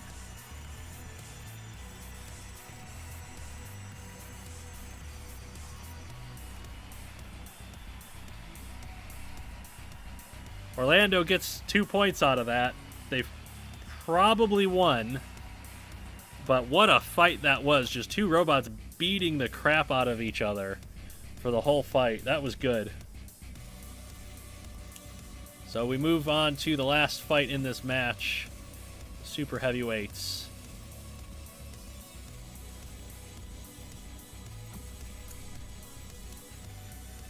So, HIVE Academy has HIVE in the super heavyweights, a double-length piston spike robot.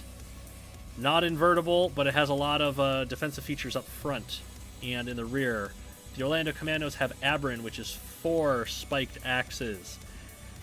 Aberrin can do a lot of damage at once if it can get the axes all into play, but Aberrin is not invertible either. So, predictions for HIVE versus Aberrin.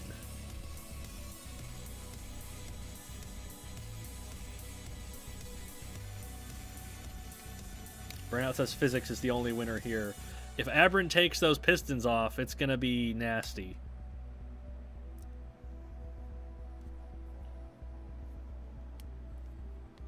Aberrin, if it can reach, that's going to be the key thing. Aberrin might be able to take the spikes off, but we'll see what it can do beyond that.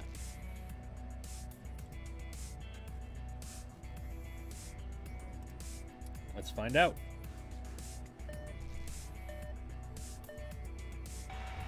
HIVE for me after 5 restarts, says Quora. Ooh, Aberrin able to get some hits to the top of HIVE's weapons, and it's taken the weapons straight off.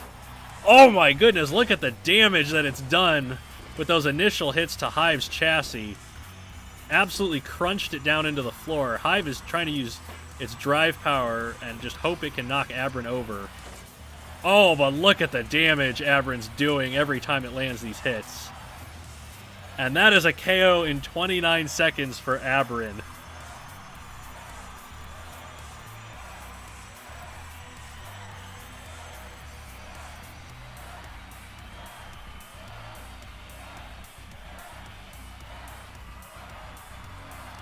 And that is a big win for Orlando. Possibly, likely, I think, a shutout of the number 2 team from Division 1.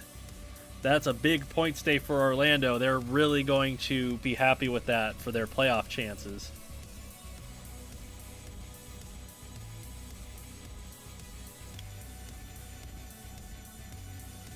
Speaking of teams that have playoff chances, Team Smash is up next, facing the Indiana Robotics Alliance, which is also competing for a playoff spot. These are interdivisional matches.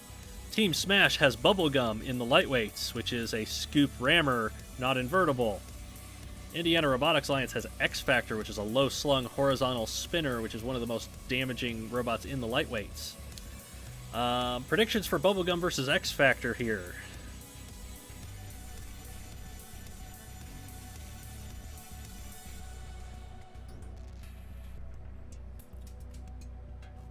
Blackbird had to get snacks. Just about the whole chat going for X-Factor here, it looks like.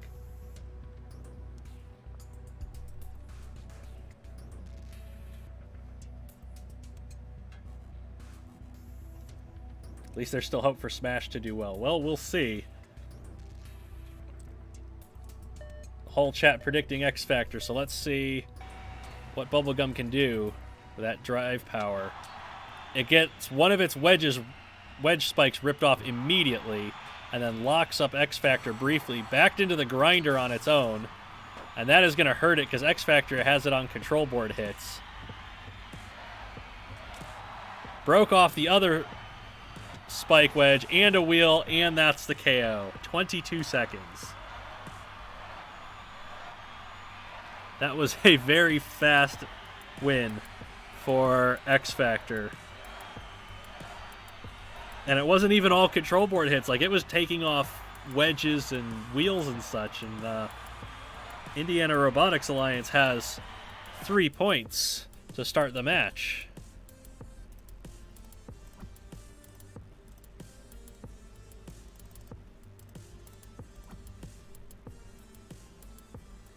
So here we go. In the middleweights, Team Smash has Planetary Conqueror and Overhead Bar Spinner with a huge amount of drive power.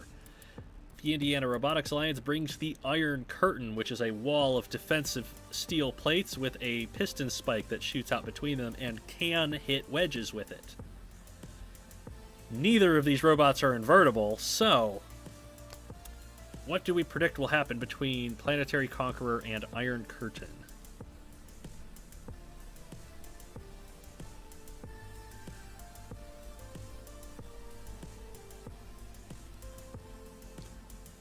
No wall can stop the Conqueror, says Burnout. We will see about that. This is another matchup between mine and Burnout's robots. Planetary Conqueror definitely has the weapon power advantage, but the Iron Curtain is really defensive and is really good at sniping wedges with that piston sometimes. Most of the chat leaning for Planetary Conqueror, so let's see.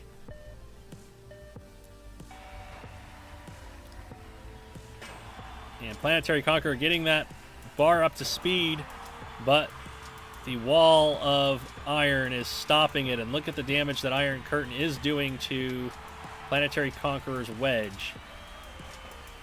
Conqueror has knocked away one of those armor panels protecting the piston, so the piston is vulnerable here. Look at the damage to the wedge, though. Iron Curtain doing some work against Planetary Conqueror here. They're both getting high-centered on debris. And there goes the piston. Planetary Conqueror fell over, tripping over physics, but we're going to let it run because it recovered. And now Iron Curtain pressed against the grinder by Planetary Conqueror, who does have its weapon bar locked up. And there's a wheel off of Iron Curtain, so Iron Curtain is stuck in that corner trying to break a TKO count, which it has done. And Planetary Conqueror going to try to go to town with that spinning bar setup.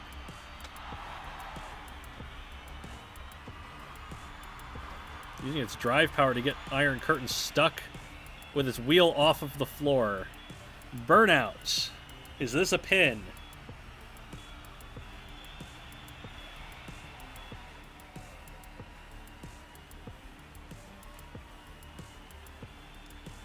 That's a pin, Burnout says.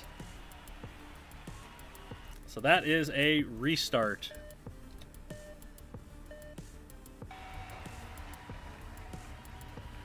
Planetary Conqueror comes in aggressively, getting its wedge stabbed pretty badly by Iron Curtain at the moment. Iron Curtain not afraid to get that piston to shoot through the spinning bars, which have knocked away that first armor panel protecting the piston. Iron Curtain doing a lot of damage to Planetary Conqueror here. Planetary Conqueror not really able to do much with that spinning bar, but it has taken the piston off. It's recovered from the physics bomb. Was that a control board hit on Planetary Conqueror running into the wall? I think it was. But it's going to push Iron Curtain into the grinder briefly once again. And then back away. Iron Curtain trying to attack Planetary Conqueror's wheels, and now Planetary Conqueror smoking from that left side. I love that it's gone from a wedge shape to like a stair shape. Planetary Conqueror has. Oh my goodness, is that a KO from running into the Iron Curtain? It is! The Iron Curtain with a knockout victory.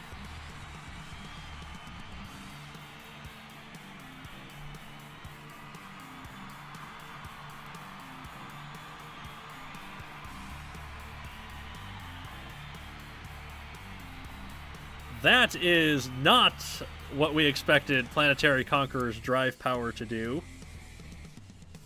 And Indiana Robotics Alliance has 6 points to nothing right now. So Team Smash is going to be desperate for some points now because they are in contention for a playoff spot, and if they don't get some points, they are going to fall behind rapidly.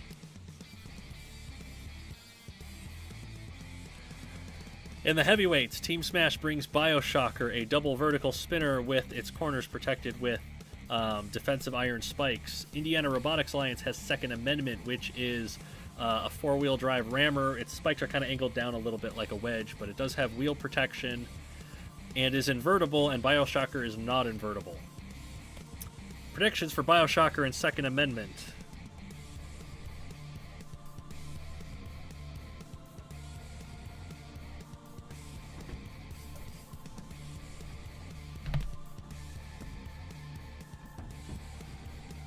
Please win this Bioshocker, says Mr. Circuit.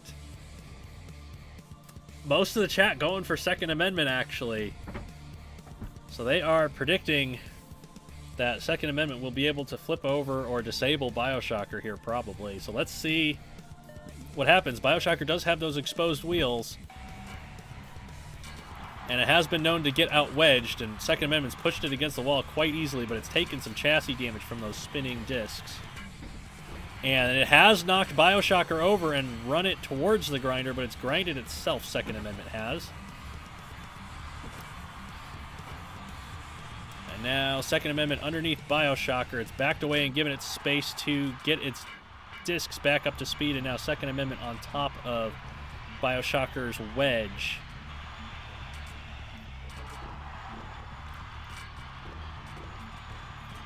Bioshocker being pushed around easily by the Second Amendment here. But which one is taking more damage in this? Ooh, Bioshocker almost got to one of Second Amendment's wheels there. Took off one of the spikes. Second Amendment just charging into Bioshocker's weapon, hoping to break something. It's broken off some of Bioshocker's defensive spike work is what it's done. And so now Second Amendment damaging Bioshocker's chassis and its own against the grinder that time. Oh, control board hits. Bioshocker's weapon getting to Second Amendment's chassis and KOing it.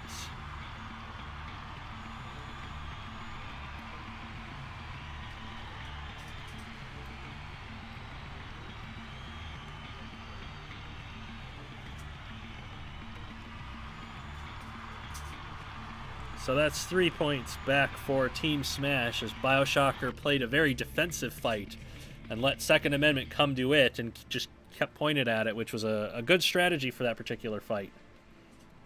Paid off for it in the end, and that is a 6-3 match. So Smash needs to tie to prevent IRA or Indiana Robotics Alliance from getting the bonus point. And they have ID in the Super Heavyweights. Indiana has Black Widow. So, ID is an invertible robot with racks of spikes on pneumatic pistons. Black Widow is not invertible. It has a single vertical spinner drill in the front and a lot of defensive work around the sides. Predictions for ID versus Black Widow.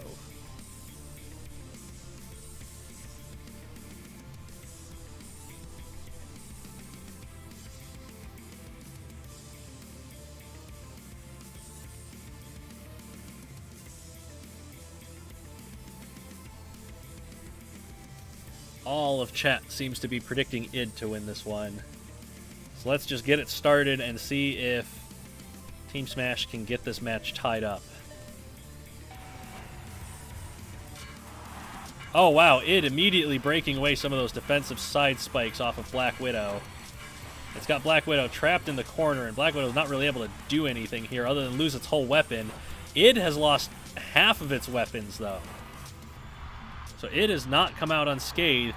It's knocked more defensive work off of Black Widow, but is pounding away at that chassis from the front. And Black Widow's retreated to the corner and taking control board hits, and that's a 30-second KO.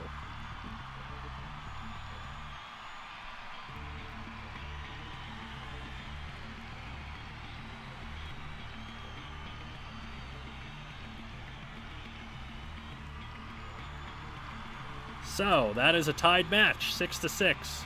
Both teams getting a decent number of points. No team getting the bonus point, though. And bonus points could be critical for seeding in the playoffs. So that brings us to our final match of the stream between the Robot Rebels and Heavy Metal Robotics.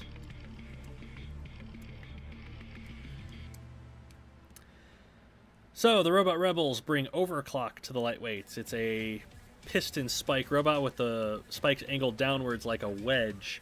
Heavy Metal Robotics has Voidwalker, a 360-degree spinner.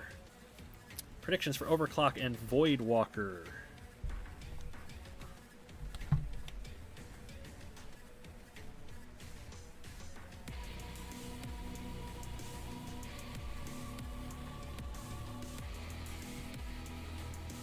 Lots of people going for Overclock. Lots of people going for Voidwalker. The chat seems to be split. Voidwalker's not done as well as we perhaps predicted that it might. Overclock has those extenders that might be a weakness to a weapon coming in from the side. Neither of these robots are invertible. I think Overclock is barely invertible.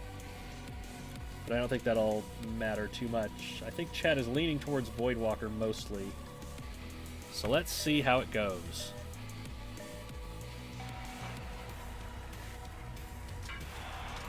Oh, Overclock going right up Voidwalker's wedge and losing half of its spikes to start the fight. And the rest of the spikes are off, so Voidwalker has taken apart Overclock's weapon. And Overclock trying to use its drive power to keep Voidwalker's weapon stopped. Voidwalker kind of just content to let that spike press into Overclock's chassis. And now getting some hits in as it's able to get away and get back up to speed. Voidwalker going after those wheels on Overclock. Ooh, that's a control board hit. And a knockout in 43 seconds for Voidwalker.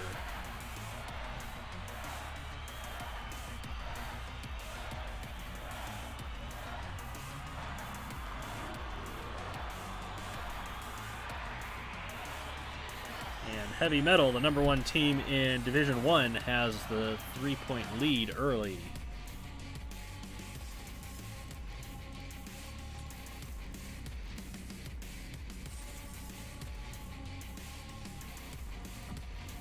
So we move on to the middleweights.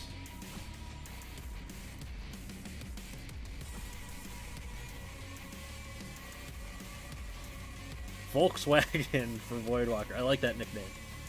So, in the middleweights, the Robot Rebels have Dramatic, a drum-shaped vertical spinner that's not invertible.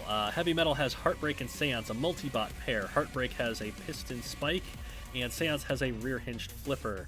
The two have worked well together, not really harming each other, but they don't really have knockout potential. So, predictions for Dramatic versus Heartbreak and Seance.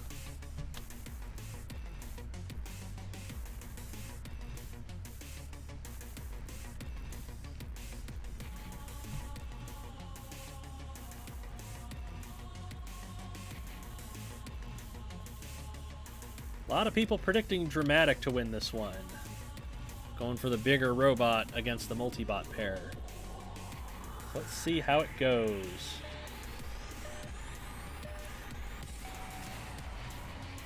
Dramatic going straight for the flipper in Seance and trying to get that drum into play, and it's gotten under Seance and lifted it into the air. Heartbreak is doing its best to harass Dramatic from the rear and is actually underneath Dramatic now. So if the two could work together, they might be able to flip Dramatic over here. But Seance is actually exposing its weapon to the drum of Dramatic, to the damage that it can cause. Dramatic has gotten free and is charged straight into Seance again. It really wants to get rid of the flipper first. It's taken a lot of damage from the rear from Heartbreak, and Seance is on control board hits now. And Dramatic going after Heartbreak now and got Heartbreak up and over. Seance is taking a TKO count, I believe, trying to self-right. Dramatic's flipped over Heartbreak. Seance trying to get his teammate off of him. Dramatic gone straight up Seance's wedge, but almost flipped over Not quite. There goes Seance's flipper. That's gone. Heartbreak trying to get the piston into play into Dramatic's drum. Dramatic not having it, and those kind of front stabilizing spikes are protecting Dramatic for the most part from Heartbreak's piston. Seance is just taking running charges at these two and not really having much of an effect on anything. And now Heartbreak on control board hits and flipped over. So Dramatic just carefully and methodically working its way through these two multi-bots. It's got Heartbreak stuck up against the wall on its end. I think it only needs a single control board hit on either one of them to get a KO on that individual one. It needs a KO on both of them in order to get the 3 points. Heartbreak's being counted out, so that's going to be a TKO at best for Dramatic, but Seance has it up in the air. Seance being a good wedge here. Has to break the pin and get away. Dramatic's got another control board hit on it, and that's the end of the fight with 44 seconds remaining. That counts as a TKO because Heartbreak was TKO'd.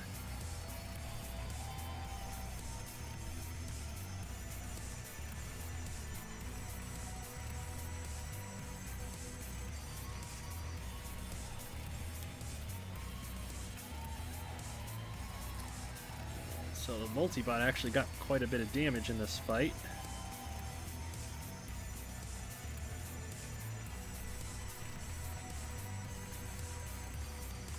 That is 2 points for the Rebels. So the Rebels are currently losing 3-2 as we go to the heavyweights.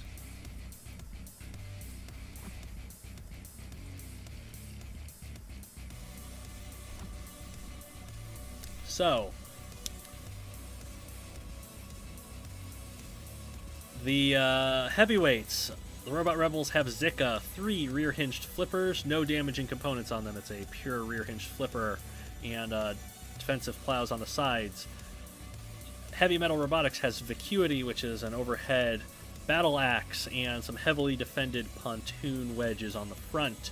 Vacuity, very defensive and known for going to the judges. However, it's up against the flipper. So, how is Zika versus Vacuity going to go, chat?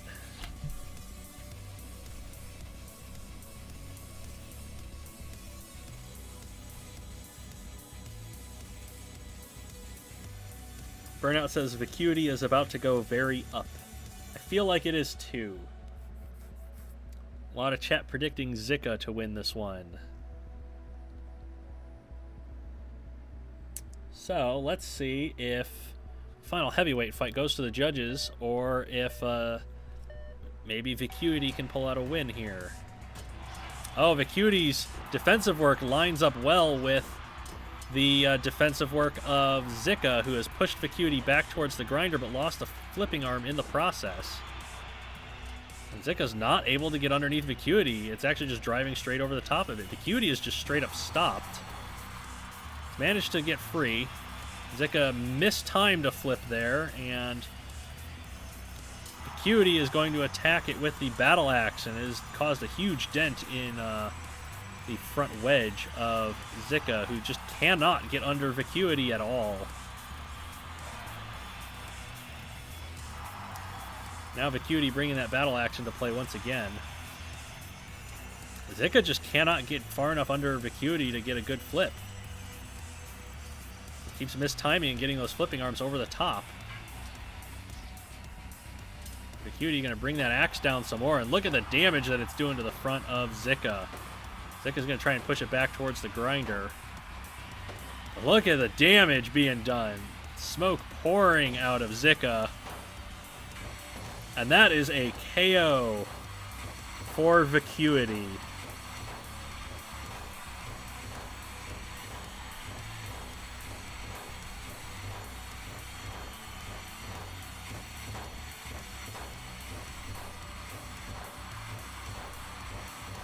And with that, Vacuity has won Heavy Metal the match because they have 6 points.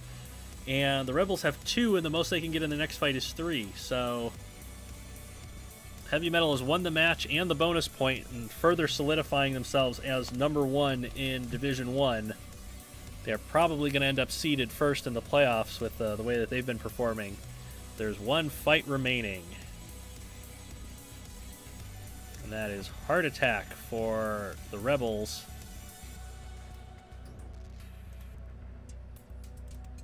And Aqua Dementia for Heavy Metal. Vacuity zoned out mid-fight a bunch. Yeah, Vacuity is known for doing that, but it can usually get away with it because it has the defensive stuff to protect it. So, final fight of the stream. Super Heavyweights, Heart Attack, Rammer with a wedge and some spike setups up top, invertible. Aqua Dementia is a side-hinged flipper. One of the top Super Heavyweights for a while. So, predictions for Heart Attack and Aqua Dementia.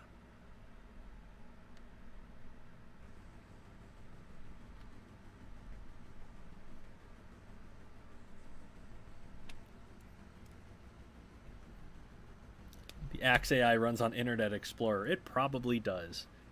Dial-up Internet Explorer. Everybody in chat going with Aqua Dementia here. Except for Tamabris, who has faith in Heart Attack. Let's see. Let's see what Heart Attack has for Aqua Dementia here. It is a pretty good wedge and has a lot of drive power. Oh, Heart Attack gets the better of the two wedges and pushes Aqua Dementia back, but Aqua Dementia is going to push against Heart Attack enough to flip it over, and now is going to attack it from underneath with that side hinge flipper. Wow, look at the damage that Heart Attack's taken. One of the wedges taken off of Heart Attack with those spiked flipping arms. Oh, but Heart Attack managing to get free, but it drove up the wedge and flipped over anyway, and that is a KO in 27 seconds.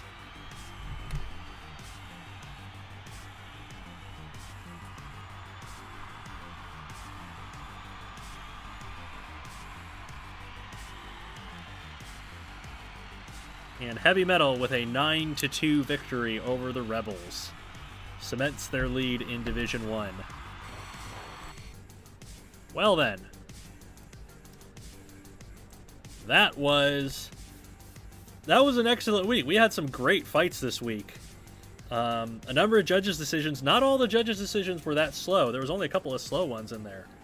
So yeah, I was pretty happy with a lot of those fights. We do have a lot of judges' decisions to wait for. We're going to get with our judges during the week. They'll get us their scores, and then we will know the results and all the points that all the teams have gotten later in the week. It's usually around Wednesday that I have the results posted, Tuesday or Wednesday. So that'll all get posted to the Discord server. We have 2 Robot Rampage channels in there to discuss the league and to show off your builds for it. We also post the standings and the results to the Robot Rampage Twitter account at Robot Rampage, where we're also going to have our poll for the fight of the week later. Thank you everybody for being part of the stream once again. We are 2 weeks away from the playoffs. We have 2 more weeks of the regular season. It's taken a while to get here, but it has been very fun in the process.